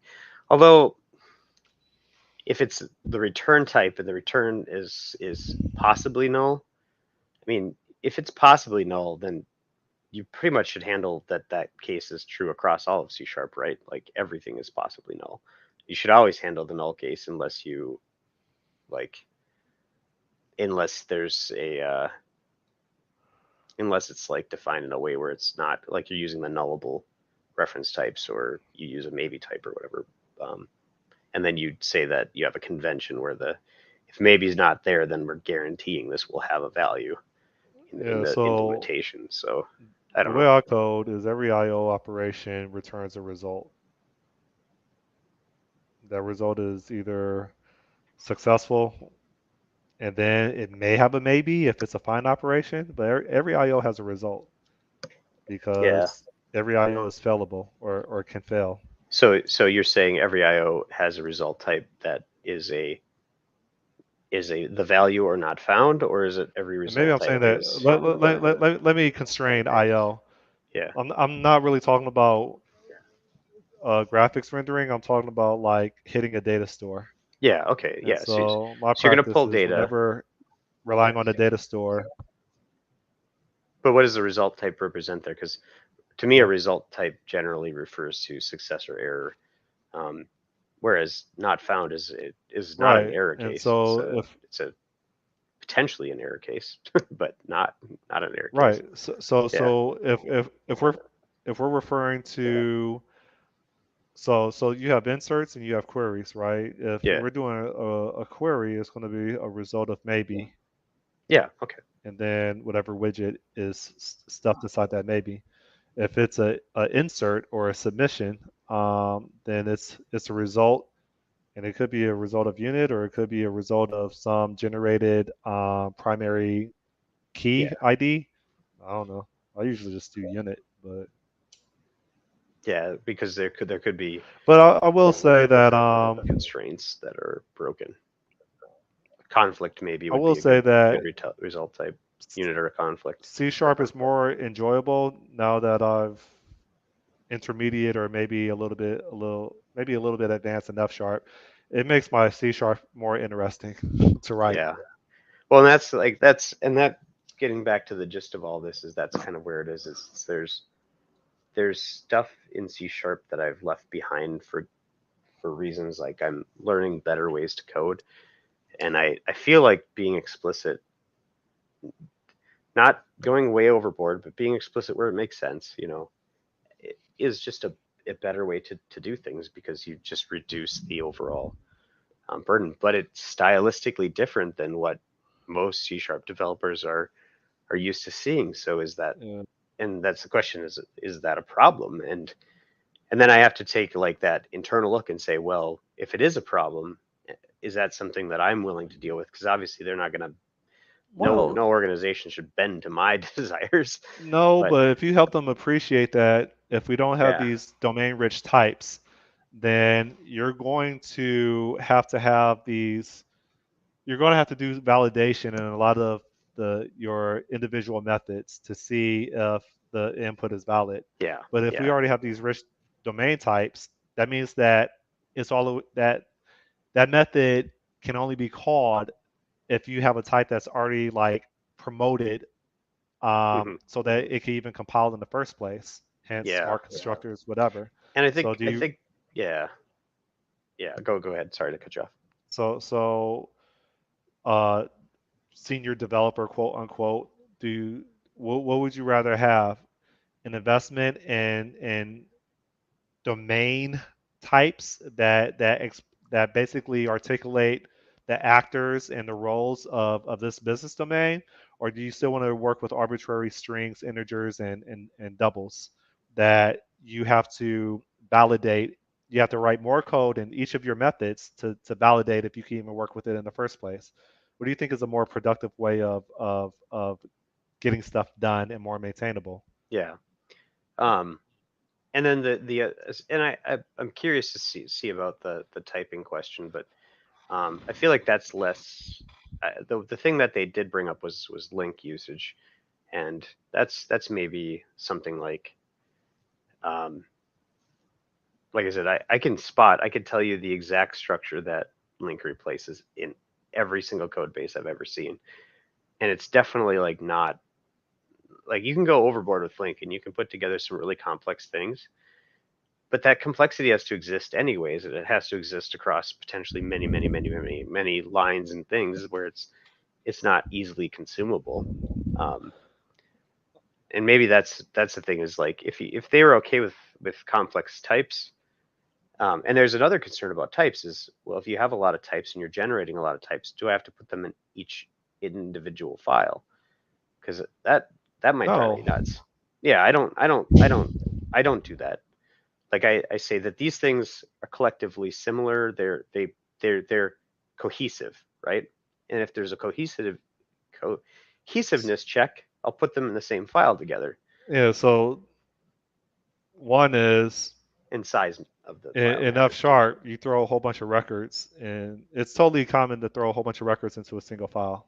Yeah, But my guess in for a lot of C sharp shops is the vast majority of them probably don't by default choose a record. yeah, They're used to still creating classes, and so with a class, yeah, we're encouraged to have a class per file. But what you're going to have two lines of code or one line of code defining a record, and so you have like 20 records in which each file is one line. yeah, That's yeah. that's kind of That's that. silly. Yeah, yeah. But if they're all in the same folder, they might as well be all in the same file because it's structurally a different relation. It's the same cohesive unit because you're putting them in the same folder, which means they belong together. They're in the Uh, namespace together. But you're putting them in. If you just reduce those to a file, you reduce that like burden of having to go through all of these different files to find things. To just go to the go to the you I know usually name that file types file, language. whatever. I usually name that file language, and I Yeah, name the the interfaces that expose the behaviors or operations. I call that operations yeah. dot fs or dot c or whatever. Yeah, so I need to understand what I guess long story short is I need to understand what their concern was with what I was writing, um, and what kinds of things they would ask me to do and to not because I'm certainly willing to go back uh, a certain depth as long as there's like what I'm my biggest concern is that I would go in and every PR would be like Make a this oh, into a for loop. like okay and because I agreed to it, I and I knew this up front, I would have to do that, and it's fine, but it's like, will that weigh on me over time and be like, I don't really want to rewrite this or write 5 lines of code You're for gonna lose something your that I could do in technical one. chops if you're there for more than a couple years. Yeah, which but so it's just like that's the concern is all is just like, are they going to ask me to do things that I feel are you know Counterproductive. counterproductive? Are they going to and is there ways that I could address their concerns, maintain the same style, but address their concerns another way? Like if it's a readability question, What does their test look like?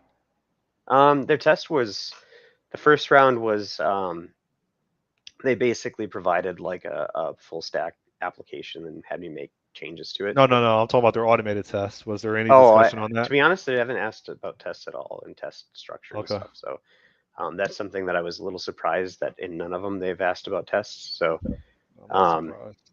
yeah, but I'm getting the feeling that a lot of what they do is just crud stuff, that there's not actually a lot of business logic. Why are you So attracted to this organization? they're closer to startup space because they are still a startup. They're in seed funding rounds. Um, they're a smaller shop. They've got um, like 15 developers or 14 developers, I think, is all at this point. Are they inside Uh, United States of America or are yeah, they outside? they're in. Okay. They're in fintech space. They have. It sounds like they're process is very They're in fintech, but they don't like link expressions. um, sort of. I don't know. I don't really know. Like I'm parroting back what the recruiter said to me, who is not them. Okay. This is a recruiting firm, so I don't know what their concerns was. If their concern was that I would use a yield, then I'm like, yeah, I will promise I'll never use a yield unless it's a framework piece of code. um, or it really makes sense to use a yield. It's like, which is A very, yield very little. just this is a question. A yield just without derailing. A yield is just supporting lazy expressions, right? So is that accurate? When you use a It, yield within a it, for loop to return something in the method? a yield will sort of, yeah, it allows you to take something that's imperative and turn it into like a, and make it into like an enumerable, like an iterator. So what I used it in this case was for is that you have a section of grid, and you had to compute all of the indices, the XY coordinates from this point to this point in a 2D grid. So what I did is I created to produce that. I said, okay, Okay, I think create I get it. a method that goes through and gives it an XY, produces all of the surrounding like coordinates, and I yield those back out one by one, and then produce that as a new rule. So it's a generator. Generators like are useful too if you're going to do, let's say you need a random I think I understand. So string, your or method like, signature would have I enumerable widget, and then yeah, I could within show that you it. method you have a for each, and then you just do yield of that one element, but the compiler knows to just basically add that to a list and finally return the list. Sort of, yeah. Okay. I could show you really quick what it looks like. I mean, You got I've time. wrote it before. I just never use it. Yeah, I don't use it except for in game development and or I um, usually grid cre- based development. This is really, I usually create a list, add each item from the for loop to the list, and then I return the list. yeah, and that's a possible way to do it as well, right? It's just like it was like,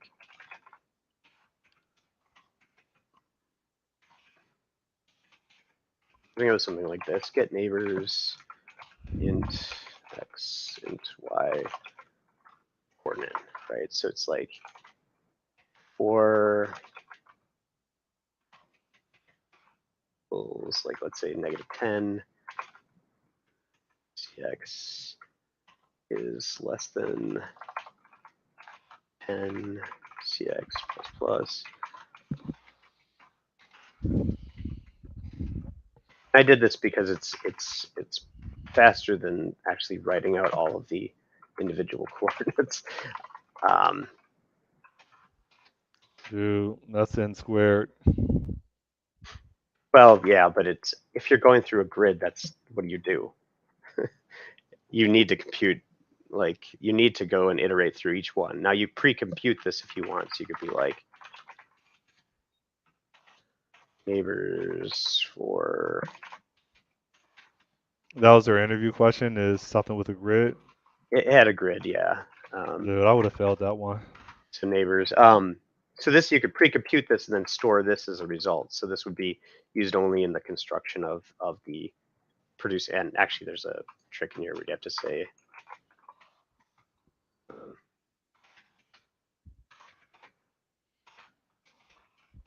you didn't include the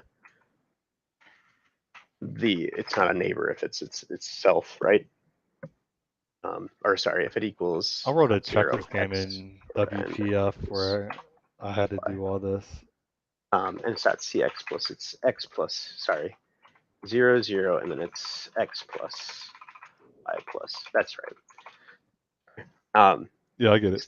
It's like you start off, you get -10 off of wherever position you are, and you go to +10 off of any position you are, excluding the position that you're in, which gives you all of the neighbors um, based on whatever location you're on, 10 above and 10 below. And you could pass in a degree here, right? You could say, well, get neighbors to the third degree, or distance rather. So you could say like negative distance, positive distance. Just do it like that. which gives you some some options to expand it and stuff like that. But there's a lot of ways you could write this to not have yield return here. You could obviously do what you said, is actually just do bar I equals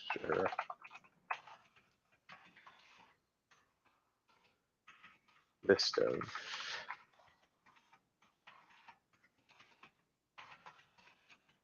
I also asked about my using tuples. What I thought about using tuples, which was a little again could well I use tuples when the basically the idea is use tuples because you could do this. It's the same thing, right? It's just that it is less of a, it is a lazier, like you're pre-computing everything first and then you're passing it back. But you don't necessarily know that this needs to be able to compute every single neighbor, because what this would do for you is, let's say if it was you do it this way, you could do a for each. If you don't realize the actual enumerable,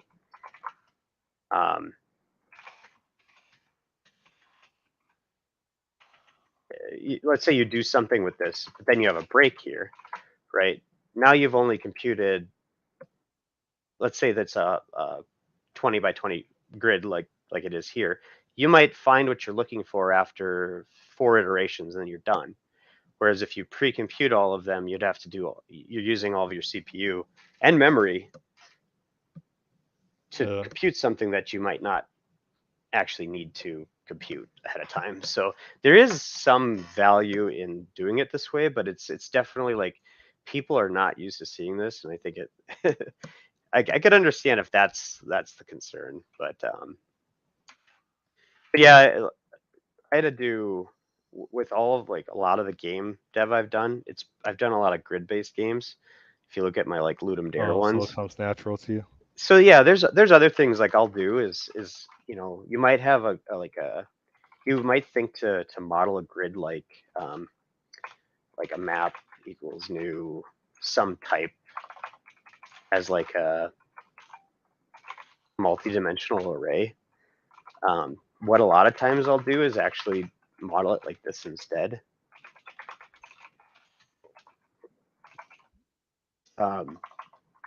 Is do a dictionary where you take in a point, well,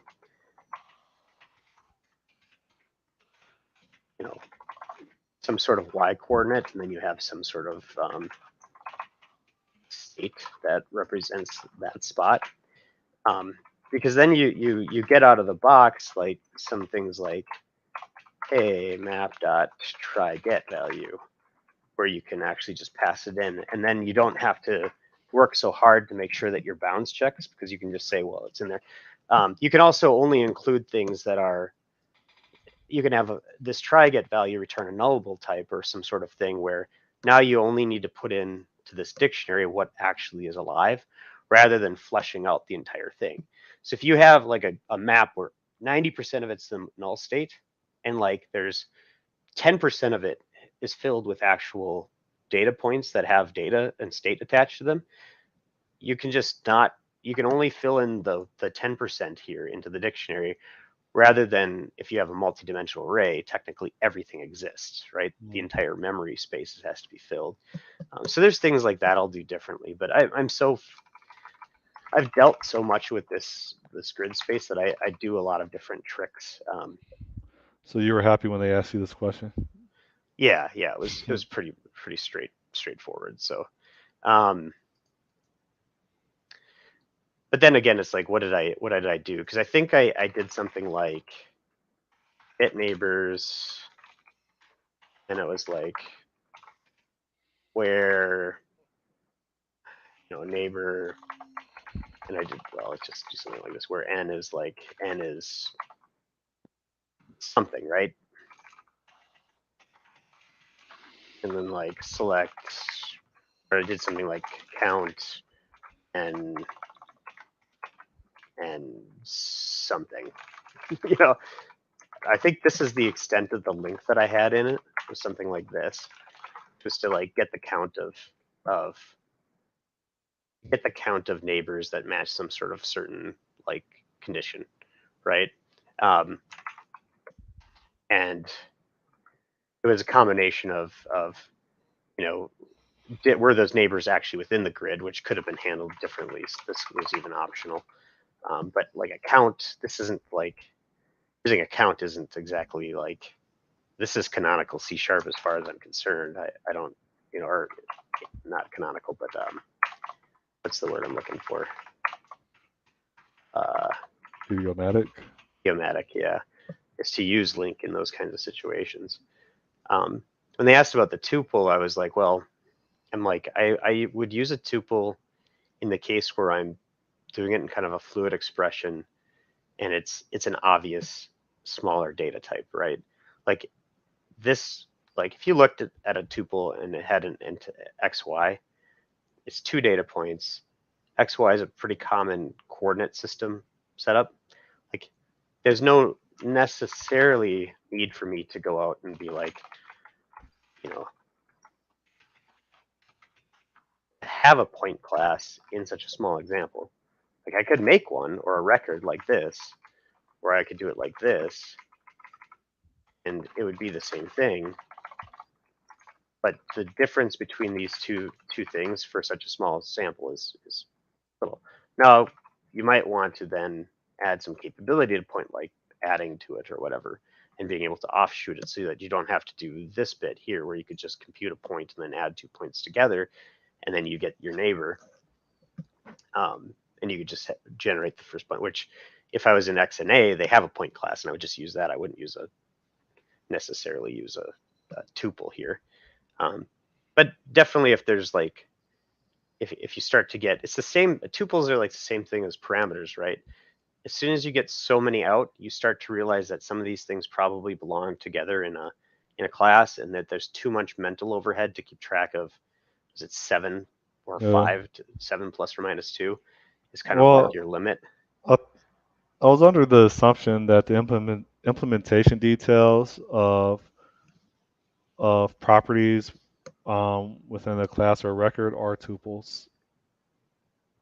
This right here, I was the under the assumption that the implementation details behind the scenes that their properties are no, really tuples. no, I No? don't think so. The properties, this record like this, I believe expands out to be something like this.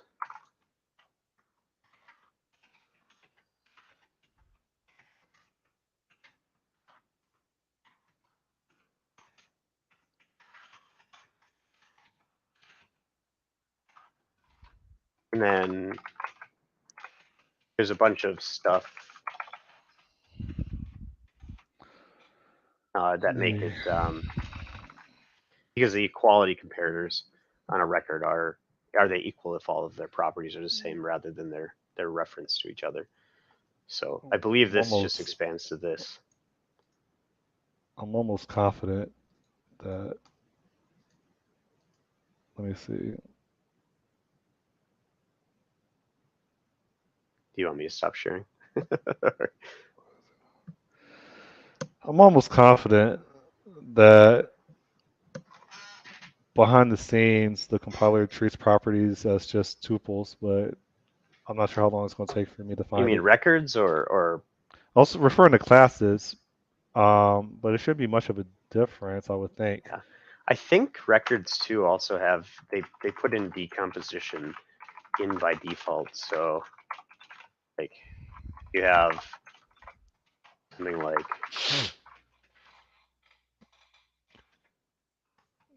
Meanwhile, before we hop off, Tech Conception now has hit like around 330 subscribers. We're getting like 3, 4 subscribers a day now. So yeah, I feel like this has opportunity to grow. I'm also getting more people that are ignoring my invitation to be a guest on Tech Conception. Yeah, so it's got built-in decomposition like this. Is another feature of records. Um, so yeah, I can stop sharing this now. Yeah, I saw one of your videos had a lot of like one of your recent ones had like 800 some views or whatever. So how many did you say you had? Sorry, my head was stuck in the We got work like, problem. let me see. We got, give me one second. We got 327 subscribers right now, off of 24 videos. Cool, cool. Uh, What's your growth? Like, do you have a growth rate then, or is it pretty much come in bursts and then it's steady and then bursts? we average like 3, 4 subscribers a day. Um, our best performing our John best DeGoes? performing video was the business of Scala. Yeah, John DeGoes video. Yeah, I Yeah, think I saw that. and the second one was the business of F sharp. What I do you have coming up? expected. I think I'm gonna try to get a tech recruiter on this weekend. He doesn't know that,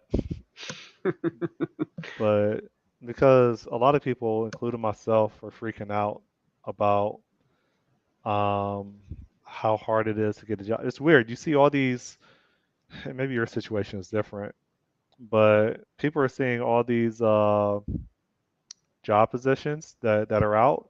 Hmm. Employers are saying that they can't fill these positions, but there's a lot of people that came and get an interview for those positions. Yeah, yeah. People are being more selective, or there's just it could be that the flood of one thing I noticed that like if you look at the early applies on LinkedIn or they'll give you the count of how many applicants and like every job's got hundreds of applicants to it. And so I wonder if it's like one of these things where they pick out the top 10 and then they're like, well, these top 10, none of them they actually want. But by that time the job posting's old and people kind of moved on and so they have to repost it and then they get the same process over and over again Uh, because you're the, yeah. the part that isn't a popular opinion to share is what's it called? What is the formal name? H1B? Is Yeah, that the formal name? Like visas. you have these companies in India.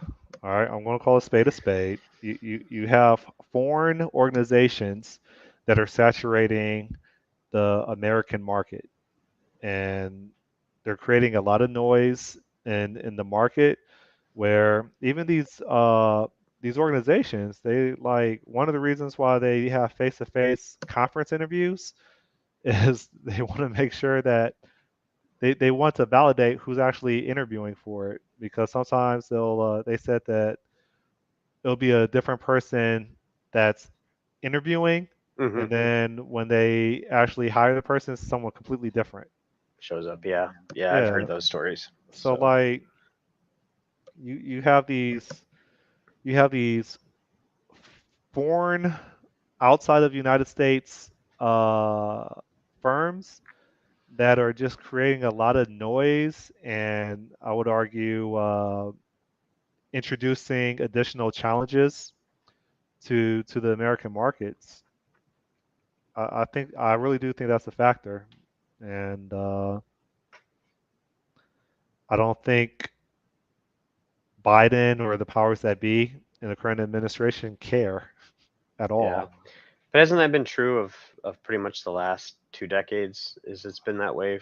Because the one thing that changed is that tech companies overhired during the pandemic, and now they're scaling back. So there's a lot of people that got tech jobs that may have not have gotten tech jobs, and now they're scaling back. Plus AI hits at the same time, and so there's maybe some belief that they could get by with less tech, you know, technical folks. Although I keep feeling like that was always hitting um, like the QA or like product space, not so much the engineering space, but um, it sounds like products not that, but technical writing or like tech adjacent. things. Like you're part of a tech company, but you're not an engineer.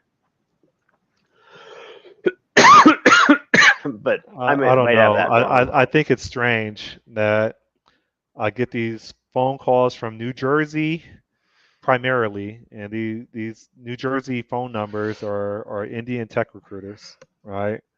Yeah. Um, not Indian American, like India, like, and so, oh, I have a perfect role for you. It's a senior Azure architect. What's the rate? It's $55 an hour, corp to corp. Wait, what the like, so they're like they're bidding on the same applications that I'm bidding on, that you're bidding on. Yeah. These firms that are like 5, 6,000 miles away, right? They're applying to the same jobs, but they're applying as a business without HR knowing, and then they're just trying to fill these seats, Yeah. right? Um. Like that, something Yeah. needs to be. If you want me to pay my taxes, you have to create conditions for me to easily get a job to pay for last year's taxes, Yeah. right? I mean, on a more professional front, it's kind of like this is why networking is important. Like, you know, you find jobs through people that you've networked with or whatever. Yeah, people I don't know, like me like, though. thinking back to the jobs that I've had, like, there's people that I put down as references, and if they knew somebody was hiring and I was available, they would, you know, um, possibly, get them to reach out to me or whatever. Yeah. Um, and so there's like some of that where maybe you just got to go back into the networking space and realize how important that is in order to find these jobs, because something like a million times more than just receiving a cold application, it's a recommendation, or like we have somebody else who already sure, like, I know who this person passed the smell test with, and so we'll just pass you along, kind of a deal. um, put your because I mean, I've had people that have applied at jobs that I've been at, and they get to the front of the pile. If I call up and say, hey, we should, this person I know, I can give them a recommendation. Can you take a look at them? Yeah. So um, that's the best way to get in is a place is to just know somebody who works there. The problem is knowing the places that you would want to work. Like, how do you find like places that are hiring that actually like jive with you, where you feel like you'd be a good fit? I don't know. Because it's just a shot in the dark. It's like, well, this company looks good. There's things that I tend to look for now in postings. Like, it's if they use the word solid in it, I tend to It's a cringe. flag. Yeah. It's a flag, because it's not that I don't think solid's good. It's that they need to call it out. It's like, well, obviously you should follow those if you're doing object. Obviously, it's just like, yeah, of course, dependency injection is good, and No, these things. in the job description, looking for an agile software developer. Yeah, yeah, Like that, or they don't list anything about the business at all. It's just purely the that's spec of like the job.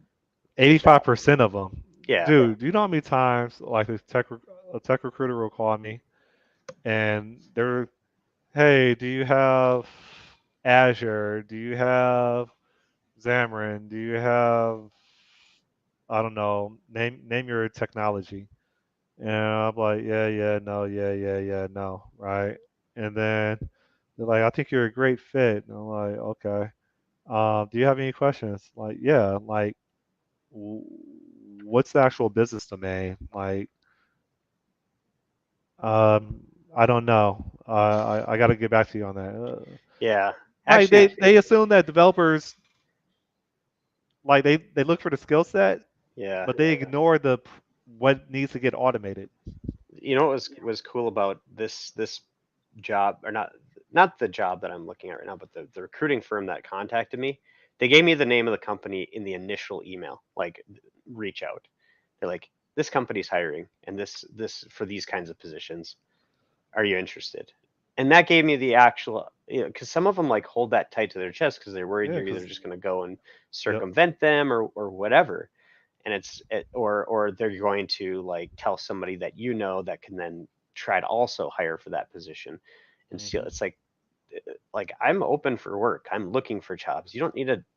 So I actually thank the recruiter when I call. I'm like, thank you for actually just being upfront with what the company is. I'm like, this is my biggest pet peeve with dealing with recruiters is they're like, hey, are you interested in a .NET role? Yeah, of course. I'm in .NET space. Yeah, What is the job? but you Been stated on a the call. motivation for not sharing those details, right? Yeah, yeah, but They don't want how? you to circumvent. They don't Yeah, want you how to get often does the that extra happen 10, though? $15 an hour. Yeah, how often does that happen though? I It just happens a lot. yeah, maybe, but like, is there something you It put happens a on lot. LinkedIn and say I don't tell if It you does. contact me? Like, just tell me. I want to know up front who you're hiring for because I don't want to When get on a call with you and like go through this whole rigmarole if I'm not even interested at all. So the other thing that so kind be, of was oh, go ahead. I was gonna say because the market is like saturated,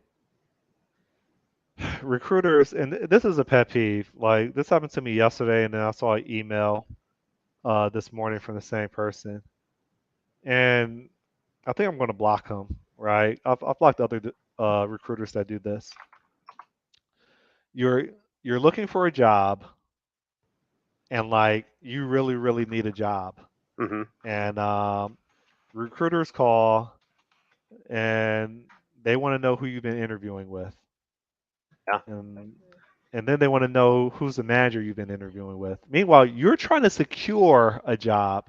yeah, Why would you volunteer information so that they can compete with you and inject more candidates for the job that you're trying to get? hmm, Like that's happened to me several times, or that you finally bagged the job or secured a job. yeah, You signed off on the offer, and they're like, "Oh, who you're interviewing with?" I was like, "Oh, I forgot the name," and they're yeah, like, "Oh, who's the manager?"